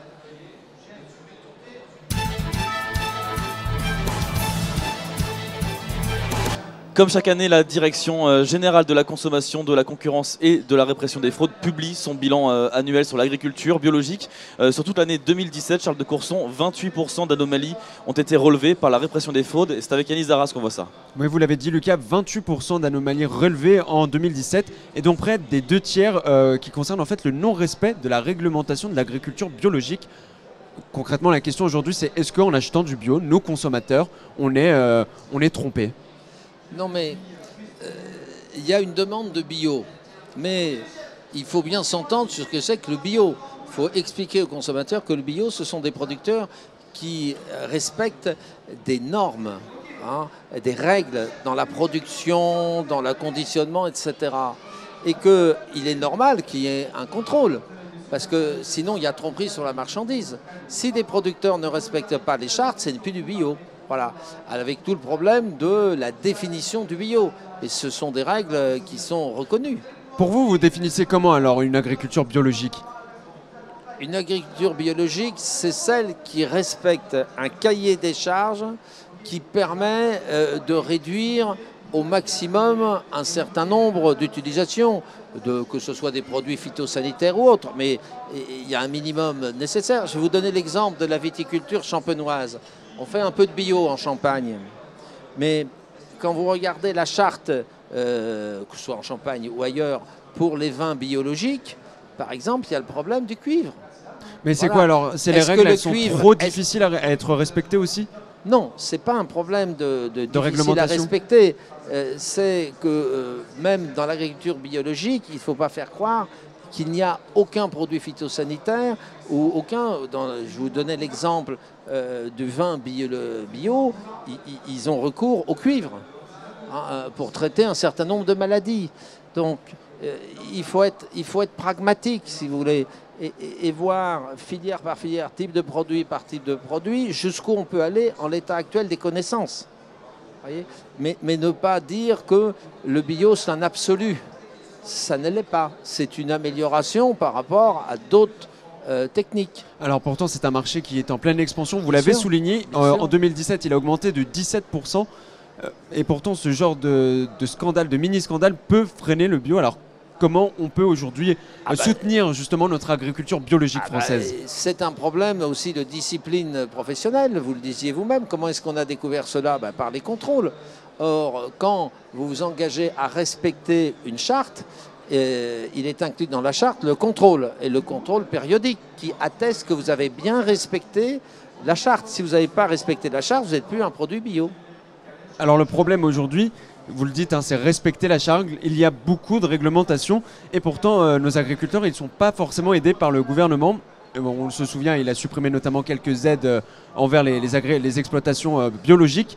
Est-ce qu'aujourd'hui, on a besoin de remettre un coup de pouce à l'agriculture biologique pour les aider justement à répondre aux réglementations? Bon, c'est un marché porteur. Vous voyez, pour le moment, ce n'est que quelques pourcents. Il ne faut pas faire croire que ça représente quand même 8,3 milliards d'euros rien qu'en France l'année en 2017. Mais on est à quelques pourcents du grand marché des produits alimentaires. Et donc, il y a une demande de bio, elle est différenciée selon les domaines, il faut y répondre. Parce qu'actuellement, vous savez qu'on importe du bio. C'est-à-dire que la France n'est pas autosuffisante en matière de bio. Donc ça veut dire qu'il y a un effort. Pourtant, on est le premier producteur agricole en Europe. Peut-être, mais ça montre qu'il y a un problème de vitesse d'adaptation, parce que vous ne passez pas d'une agriculture classique à une agriculture bio comme ça du jour au lendemain. Il faut en général près de 4 ans. Vous voyez, donc il faut du temps. Et c'est vrai que du point de vue des politiques des gouvernements successifs, qui ont essayé d'encourager le développement du bio, il y avait des aides. Vous savez qu'on mettait 18 mois, 2 ans pour les verser. Moi, j'ai encore chez moi des agriculteurs qui ont fait une conversion bio, qui ont toujours rien touché. Donc, si vous voulez, c'est très lourd. Parce que tenir 4 ans, d'ailleurs... Et c'est bien ça le problème, vous le dites, c'est très lourd. Progressivement, avec d'ailleurs le problème des agriculteurs qui ont une partie de la ferme en bio et une partie qui n'est pas en bio. C'est pas simple, hein. C'est pas simple du tout. Parce qu'il y a des problèmes, si vous voulez, d'assolement, de rotation, enfin je ne vais pas rentrer dans les détails. Et donc, il faut les soutenir, ceux qui veulent. Et comme il y a une demande, il faut y faire face. C'est quand même paradoxal que la France n'arrive pas à répondre à la demande bio. Dans la question, Yanis ? Oui, vous le dites, hein, c'est compliqué, donc ça veut dire quoi? Que dans les années à venir, est-ce qu'on doit s'attendre à ne pas pouvoir se passer de pesticides, en quelques mots? Je vais simplement dans notre agriculture française. Oui, mais là encore, il faut du pragmatisme. On a besoin de produits de lutte contre un certain nombre de parasites. Parce que si vous ne luttez pas contre ces parasites, vous pouvez avoir un effondrement de la production. Voilà. Donc on en a besoin. Et quand on veut interdire, parce que les études montrent que tel produit a des inconvénients en termes de santé publique, encore faut-il trouver un produit de substitution qui ait des effets moindres que celui qu'on doit remplacer. Or, vous avez des domaines dans lesquels on n'a pas encore trouvé cela. Donc, il faut être pragmatique et prudent et ne pas se lancer comme on l'a vu sur le glyphosate. Le glyphosate est un exemple extraordinaire. Oui. Premièrement, je ne pense pas que ce soit au Parlement et à des députés. On n'est pas des spécialistes de ces questions. Il faut des autorités indépendantes. Donc le mot juste, c'est donc être pragmatique. Être pragmatique et trouver les bonnes solutions empiriques, voilà. Secteur par secteur, pour améliorer la situation. Voilà. Ça sera notre mot de la fin. Voilà. C'est entendu. Merci beaucoup, Charles de Courson, et merci, Yanis Darras. N'hésitez pas à tenir le micro un peu. À 100 jours des élections européennes, les premiers sondages appuient la tendance des dernières années. La République En Marche et le Rassemblement National arrivent en tête des intentions de vote, malgré un manque d'intérêt des Français pour ces nouvelles élections, Yanis. Oui, et on le voit d'ailleurs, les élections européennes, elles sont beaucoup absentes des débats ces derniers temps. Pourquoi ? Vous savez, la France a toujours eu du mal à comprendre qu'une partie des problèmes que nous avons à affronter, on ne peut pas trouver des solutions dans un cadre purement européen, purement national. Il y en a toute une série de domaines dans lesquels, prenez l'immigration, ceux qui croient qu'on va résoudre le problème de l'immigration en se repliant chacun sur nos frontières, on échouera collectivement. Il y a d'autres secteurs dans lesquels on est parfaitement capable de gérer nos affaires. Il n'y a pas besoin de l'Union européenne pour gérer nos affaires en matière d'enseignement, pour prendre un exemple très Donc très si concret. les Français sont autant désintéressés des élections européennes, c'est avant tout parce que nos politiques ne nous incitent pas à aller participer aux élections européennes. Je crois que trop d'hommes politiques de tous bords, dès qu'il y a un problème en France, on vous explique que c'est la faute de l'Europe. C'est pas eux. Y compris les ministres qui étaient autour de la table lorsque les directives communautaires ont été approuvées. Donc, faut être un peu responsable. On a une classe politique qui, globalement, n'a pas assez dit et redit qu'on a besoin d'Europe. D'ailleurs, nos amis anglais sont en train de se rendre compte des conséquences de quitter l'Union. S'ils veulent quitter l'Union, ils quittent l'Union. Encore aurait-il fallu, lorsqu'ils ont voté, qu'ils soient éclairés sur les avantages et les inconvénients. Il y a un manque de pédagogie sur l'Union européenne de la part des politiques. Et je trouve un manque de responsabilité. Vous voyez, moi je suis profondément pro-européen parce qu'il y a toute une série de questions dont on voit bien qu'on ne peut pas les résoudre. Prenez les GAFA. On parle depuis des années de la taxation des GAFA qui échappe en fait. On voit bien que le minimum, ça serait un cadre communautaire où on définirait une assiette commune, un taux d'IS commun et on se repartirait le produit. Pourtant, ça a l'air difficile à mettre en place et surtout pour les Français, ça ne leur parle pas. Mais il faut expliquer concrètement les avantages de l'Union européenne. Les Français, quand ils vont en Allemagne, en Belgique, etc., ils voient qu'appartenir à un espace commun présente beaucoup d'avantages. Prenez l'euro.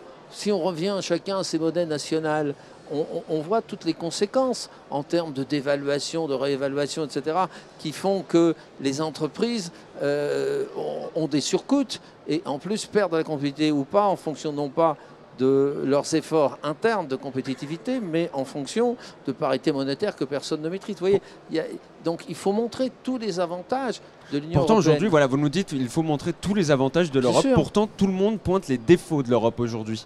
Mais alors, comment on peut mettre justement sur la table les avantages et les défauts de l'Europe? J'ai toujours essayé dans ma vie d'être équilibré, vous voyez. Il faut en montrer Pourtant, des le discours avantages. aujourd'hui, il ne l'est pas. Il n'est pas équilibré. C'est peut-être que nous n'avons pas assez d'hommes politiques responsables, vous voyez, et qui expliquent que le repli sur soi, on a tenté cette politique dans les années 30, on a vu les brillants résultats. C'est-à-dire que tout le monde aggravait la crise chez les autres et qui a fini par la guerre, les affrontements entre nations et un désastre pour l'ensemble de l'Europe. Voilà.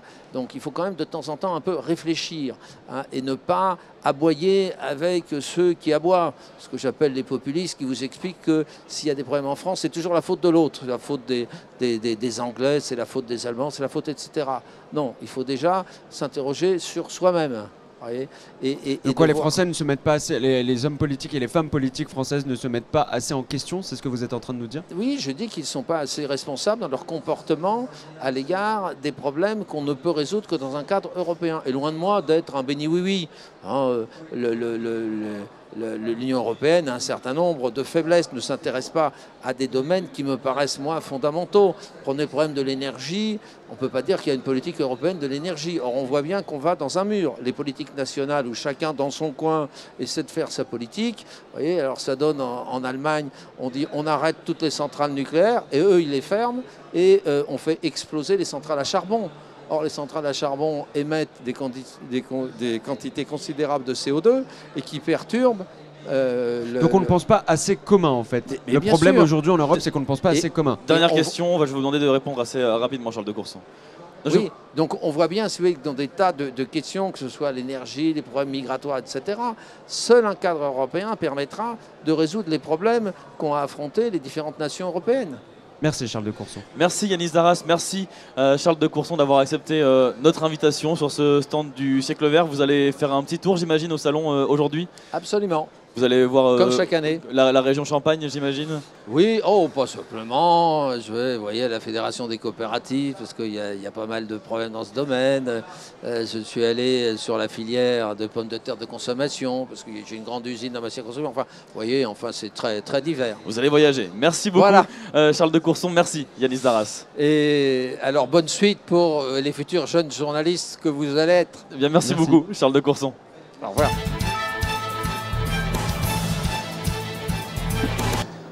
Dans quelques instants, nous serons avec Jérémy Richalet et Sophie Cucheval pour parler financement participatif. On sera également en duplex de nouveau avec Alban Gamet de Saint-Germain, Dimitri Hainaut et Tessa Ibar. Puis on parlera également protection des plantes avec Eugénia Pomaret qui est directrice générale de l'UIPP. Tout ça, c'est dans quelques instants. Restez avec nous.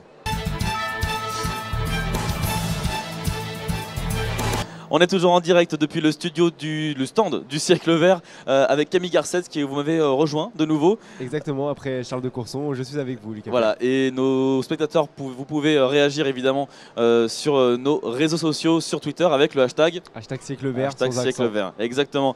Camille, je vous propose de vous diriger vers Jérémy Richalet. Qui est installé là-bas. Vous pouvez vous lever.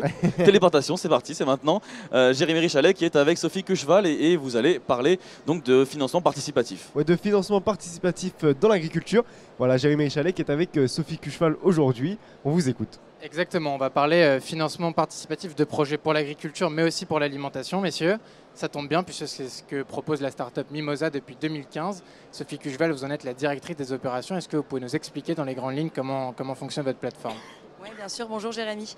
Alors effectivement, Mimosa est le leader du financement participatif dédié à l'agriculture et à l'alimentation. On a 4 ans et on accompagne donc des projets portés par des exploitants agricoles, des entrepreneurs de l'agroalimentaire en France et en Belgique. En 4 ans, on a accompagné 2000 projets à travers 2 outils, le don avec contrepartie et le prêt participatif. Le don permet à des citoyens de donner de l'argent à un agriculteur et d'être remercié avec des produits en nature. Et le prêt participatif permet aux citoyens de prêter de l'argent à l'agriculteur et d'être remboursé ensuite sur une durée donnée, à un taux d'intérêt donné. C'est vraiment un outil de placement finalement 100% dédié au monde agricole. Est-ce que c'était justement important d'adapter ce crowdfunding, crowdlending au secteur de l'agriculture? Vous aviez la demande de ce monde? Et en fait, quand on s'est lancé il y a 4 ans, il y avait très peu de projets agricoles financés par le crowdfunding. C'était 0,1% à peu près des projets du financement participatif. Aujourd'hui, c'est 3%. Il y a encore beaucoup de chemin à faire. Il y en a à peu près 75% de ces 3% qui se retrouvent sur Mimosa.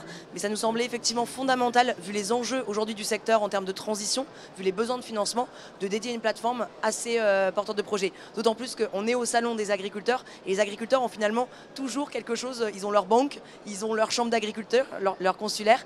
Pourquoi pas leur plateforme de financement participatif finalement. Quelle est votre relation avec les financements traditionnels proposés par les banques à la base? Alors, le financement participatif, historiquement, quand les premières plateformes sont arrivées en 2008 en France, c'était vraiment anti-système et anti-finance traditionnelle. Aujourd'hui, force est de constater que les deux travaillent vraiment de pair. Nous, on a à peu près 70-75% des projets qui sont co-accompagnés avec des banques. Et c'est encore plus dans le cadre du prêt participatif, puisque 8 projets sur 10 bénéficient également d'un prêt bancaire. C'est important puisque notre offre, elle est tout à fait complémentaire. La banque va financer aujourd'hui à des prêts très bas, 1,5% à peu près. Nous, on va financer à un taux un peu plus important, mais on va financer des choses que les agriculteurs ont plus de mal à se faire financer par les banques. Du besoin en fonds de roulement, par exemple, sur les frais de fonctionnement. Et puis on va financer sans garantie, sans caution, sans assurance, ce qui permet aussi de compléter plus aisément un plan de financement pour l'agriculteur. Est-ce que vous avez établi des limites dans le montant à prêter, ou à emprunter ou à donner? Alors, sur Mimosa, en prêt participatif, un citoyen peut prêter jusqu'à 2000 € par projet. Et un agriculteur aujourd'hui peut emprunter jusqu'à 200 000 €. Ce n'est pas la limite réglementaire, mais c'est une limite plutôt pragmatique qu'on fixe. En revanche, on a lancé une nouvelle offre dédiée à l'accompagnement des transitions du monde agricole à travers une plateforme qui s'appelle Mimosa Transition, sur laquelle un citoyen peut prêter de l'argent sans limite de placement et sur lesquels des personnes morales, entreprises, donc industriels, distributeurs, coopératives, peuvent également cofinancer ces projets aux côtés des citoyens. Dernière question, Sophie, est-ce que vous avez un projet, un exemple de projet que vous avez financé avec succès, un beau projet? Ouais, alors là on vient de financer une installation d'une jeune éleveuse en caprin, donc des chèvres, qui s'est financée. Alors elle a fait 15 000 €, 12 000 € en don avec contrepartie, 30 000 € en prêt participatif avec Mimosa, puis elle a complété avec 40 000 € auprès d'une banque. J'ai l'impression que c'est un dispositif de gagnant-gagnant, c'est très intéressant. Merci à vous Mimosa, hein, c'est bien ça, avec 2 i, c'est écrit sur votre pull. Citoyen. Un agriculteur, un citoyen, merci à vous Jérémy Richalet. Merci Camille. Je pense que le message est passé, Lucas Pierre. Effectivement, merci beaucoup Camille Garcette, merci Jérémy Richalet, merci Sophie Quecheval.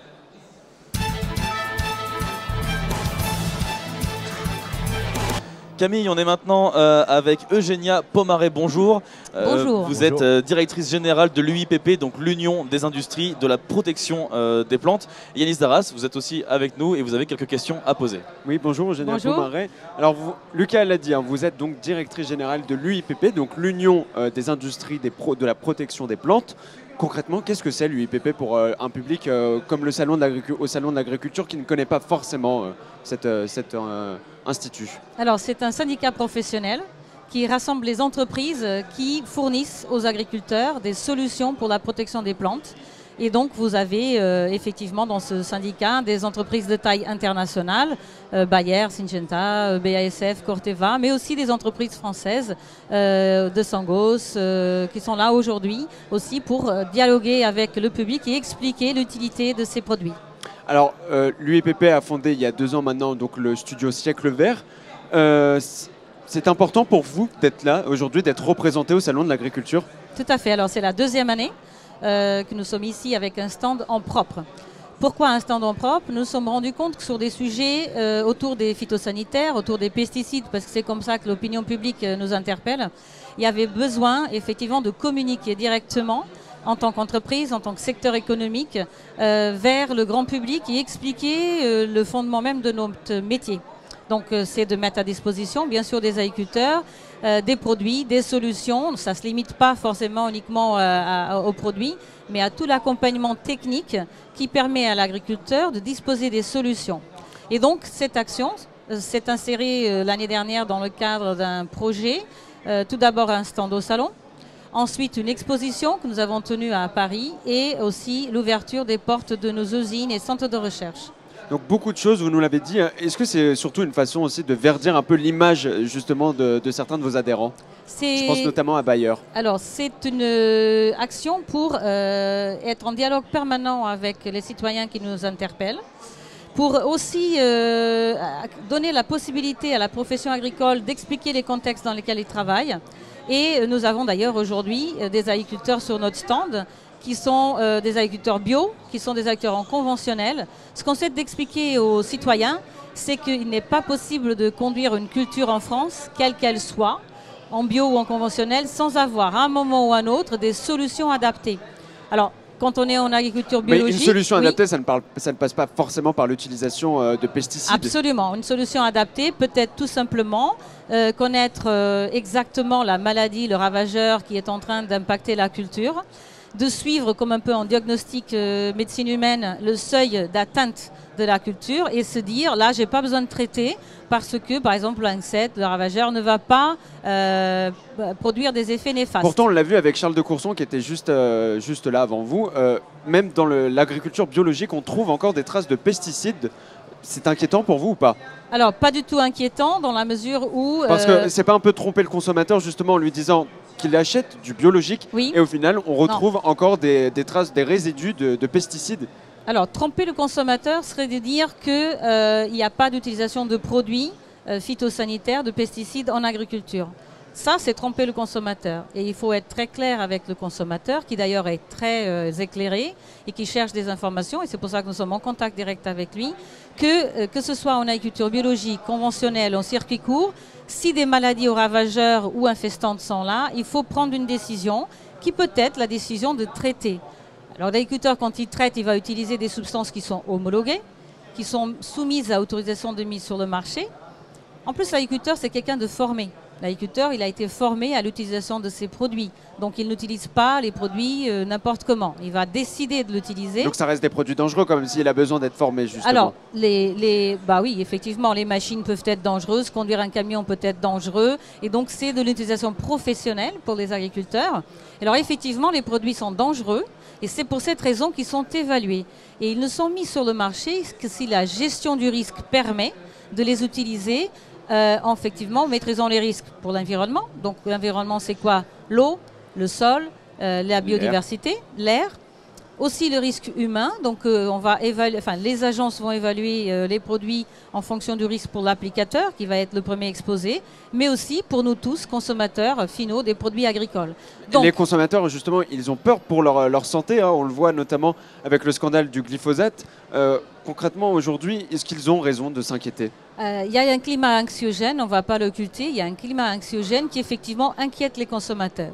Ceci dit, de l'expérience de l'année dernière, et c'est confirmé aujourd'hui, quand nous avons des consommateurs qui nous questionnent, comme je dis, on a un discours de vérité. Le discours de vérité, c'est qu'il n'est pas impossible de conduire une culture sans utiliser... Mais le problème, c'est que quand les consommateurs recherchent des informations sur certains pesticides, ils trouvent parfois qu'ils sont cancérigènes. Oui. Aujourd'hui, c'est inquiétant quand même. On peut pas simplement dire que... Non, c'est pas en soi inquiétant parce qu'il faut distinguer le caractère intrinsèque d'un produit.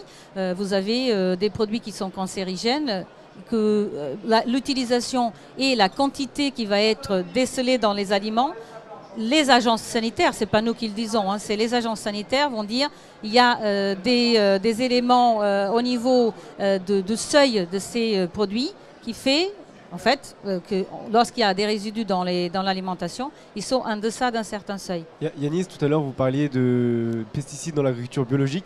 C'est vrai, il me semble que c'est un certain taux, on ne doit pas dépasser un certain seuil.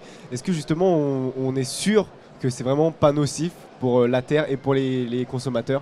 Non, nous avons en Europe le système d'évaluation, d'homologation qui est le plus robuste au monde, avec un système qui est commun à l'ensemble des pays.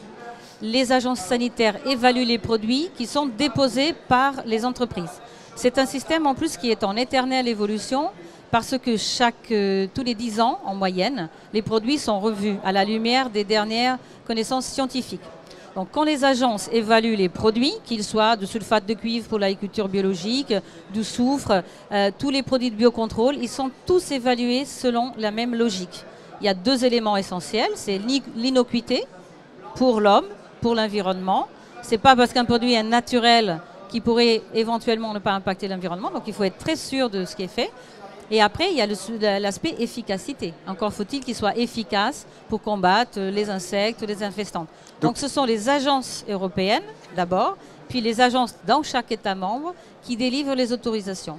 Donc oui, le consommateur peut être rassuré, parce que quand on fait des contrôles sur les aliments, c'est-à-dire que ce que les gens achètent sur les étals des marchés, en grande surface, on a plus de 97% des produits agricoles pour lesquels il n'y a pas de dépassement de la limite de Alors, dernière question, Yanis Darras. Si les consommateurs peuvent être rassurés, pourquoi aujourd'hui, au Salon de l'Agriculture, vous vous présentez sous la marque Siècle Vert et pas UIPP, justement?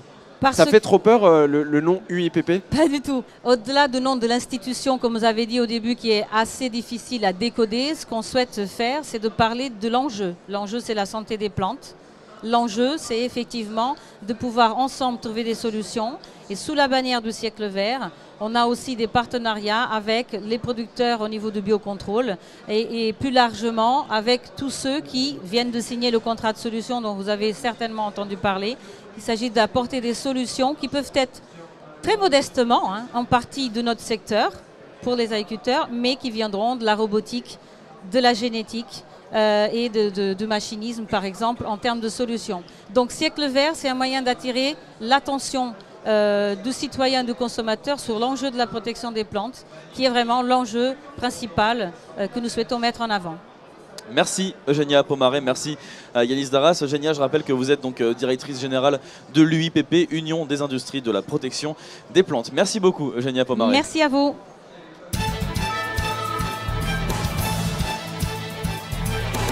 Et on retrouve donc tout de suite Alban Gamet de Saint-Germain. Notre aventurier. Notre aventurier Alban Gamet de Saint-Germain, Dimitri Hainaut et Tess Aïbar.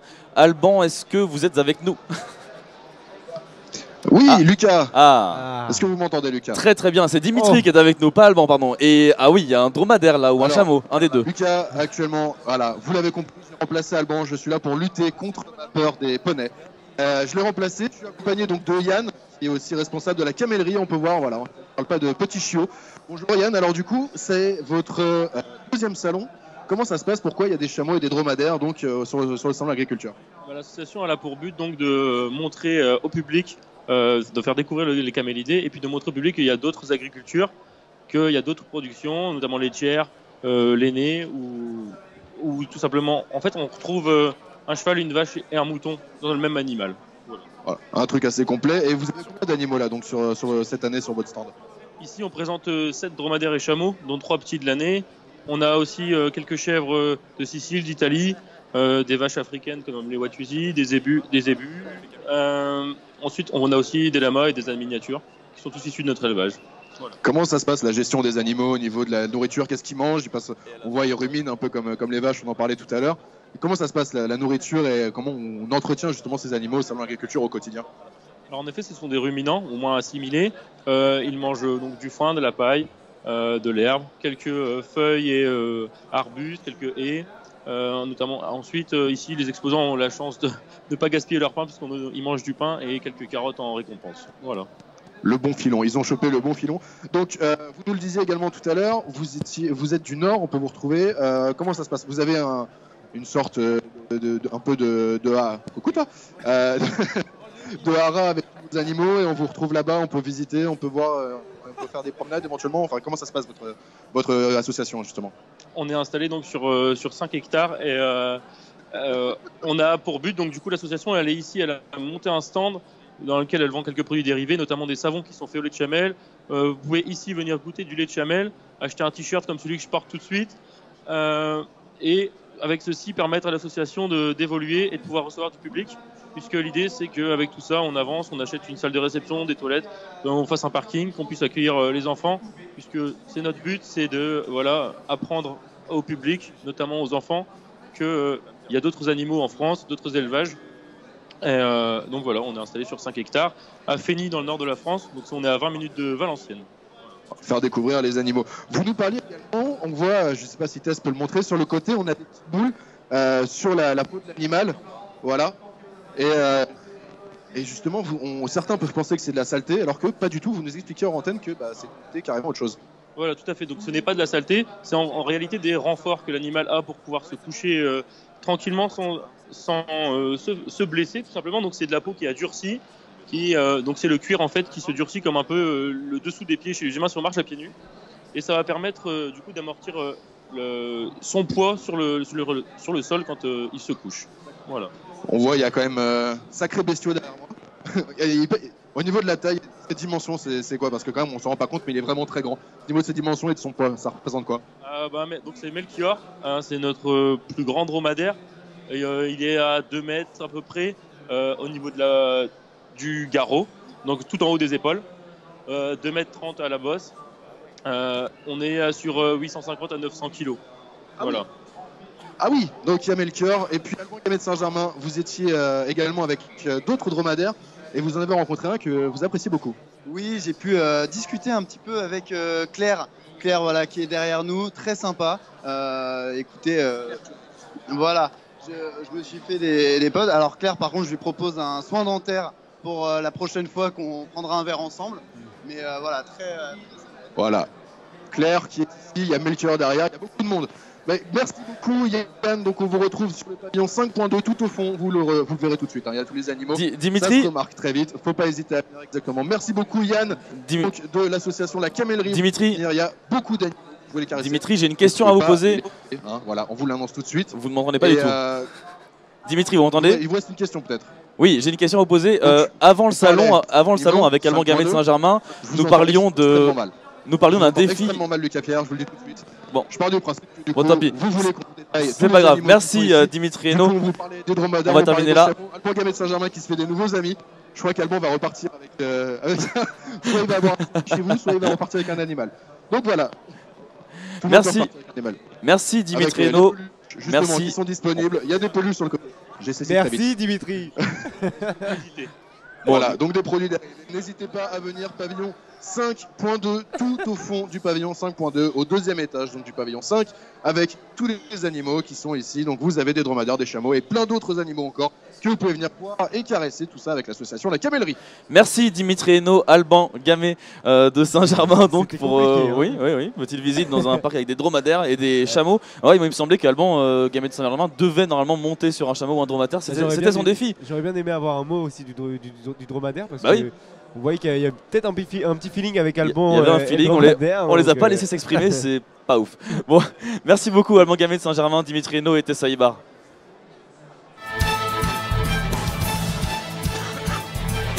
Pour finir, Camille Garcette, c'est l'heure du programme de la journée avec Bastien Cochet. Et Manon Blanchis présente les régions et Bastien Cochet nous fait un petit récap. Donc on vous écoute Bastien, allez-y. Rebonjour Lucas, rebonjour Camille. Donc pour ce 5e jour de Salon de l'Agriculture, je vous propose de découvrir autre chose que de la nourriture ou des boissons. Alors au stand des Hautes-Alpes, donc dans le pavillon 3, on vous enseignera de 16h à 18h un savoir-faire et pas n'importe lequel, puisqu'on vous apprendra à faire du savon. C'est les artisans, les paysans savonniers du village d'Orpierre qui réaliseront devant vous des petits savons. Alors ils sont sans matière grasse animale ou huile exotique et vous pourrez ensuite les emporter avec vous, un peu de parfum de baronnier provençal. Et puisqu'on parle de savoir-faire aujourd'hui, certains futurs professionnels des métiers agricoles s'affronteront, il me semble. Et oui, ce sont effectivement les trophées nationaux des lycées agricoles qui se dérouleront aujourd'hui. Les étudiants s'affronteront sur différentes épreuves, notamment l'épreuve de manipulation. Alors, ce n'est pas une épreuve faite par l'hypnotiseur Cyril Arnaud que nous recevrons samedi et qui vous manipule, mais en fait, c'est une épreuve qui consiste en la manipulation d'un bovin par des élèves, donc puisque ce sont des lycées agricoles, dans le respect à la fois des règles de sécurité, de l'ergonomie, mais aussi bien sûr du bien-être animal. Et ça se passera pavillon 1 de 16h à 19h. Et puis plutôt qu'à côté gastronomie, on pourra découvrir un produit d'excellence qu'on raffole ici, c'est la truffe. Effectivement, le syndicat des trufficulteurs trufficulteurs drômois mettent en avant la truffe noire. Il y aura une exposition pour découvrir ce produit d'excellence, des recettes et des dégustations. Alors à la carte, on aura brouillade à la truffe, ravioles à la crème truffée. Ça a l'air très bon. Qu'est-ce que c'est bon? Qu'est-ce que La c'est truffe, bon? c'est très très bon. Je sais que vous en raffolez. Et des rencontres bien sûr avec des trufficulteurs pour connaître leur métier et en savoir plus sur le fameux diamant noir. Ça se passera pavillon 4, stand B9 et ce sera toute la journée. Et pour finir, comme tous les jours, il y aura des activités pour occuper les enfants parce qu'il faut bien les occuper pendant le salon. Et oui, et aujourd'hui encore, ce sont les abeilles qui sont à l'honneur. Le lieu, pavillon 2.2, stand E9. Quand? Toute la journée. Et oui. Et comme d'habitude. Et pourquoi faire? Eh bien, après l'extraction de ruches que je vous avais présentée hier, aujourd'hui, ce sera l'essayage d'une combinaison d'apiculteurs. Voilà, il y aura taille adulte et taille enfant pour pouvoir se mettre dans la peau d'un apiculteur. Ce sera d'ailleurs accompagné par des apiculteurs pour encore faire de la sensibilisation autour des abeilles. Et il y aura un petit tirage au sort en plus pour tous ceux qui participent. Ce sera à 18 h pour gagner une cure de 15 jours de gelée royale française. Une cure. C'est en fait la gelée royale, c'est plein de bonnes choses. Vous faites une cure de 15 jours et comme ça vous êtes en forme. Ah voilà, ouais, c'est ça. Oh, bah, Très bien. Merci Bastien Bon, Cochet. bah, c'est noté, oui, On merci apprend tous les beaucoup. jours. Oui. Avec J'espère- Hippo Quiz ou avec Bastien Cochet? Avec moi. J'espère que votre programme est fait. Du coup, merci beaucoup, Bastien Cochet.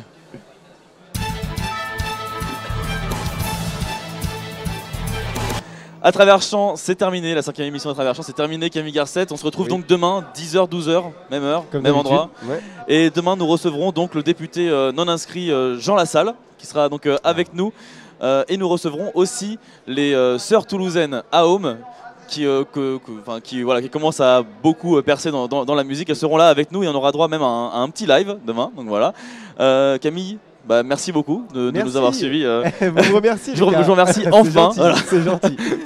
Merci Camille Garcette d'avoir été avec nous pendant ces 2 heures. Merci Bastien Cochet et surtout merci à vous.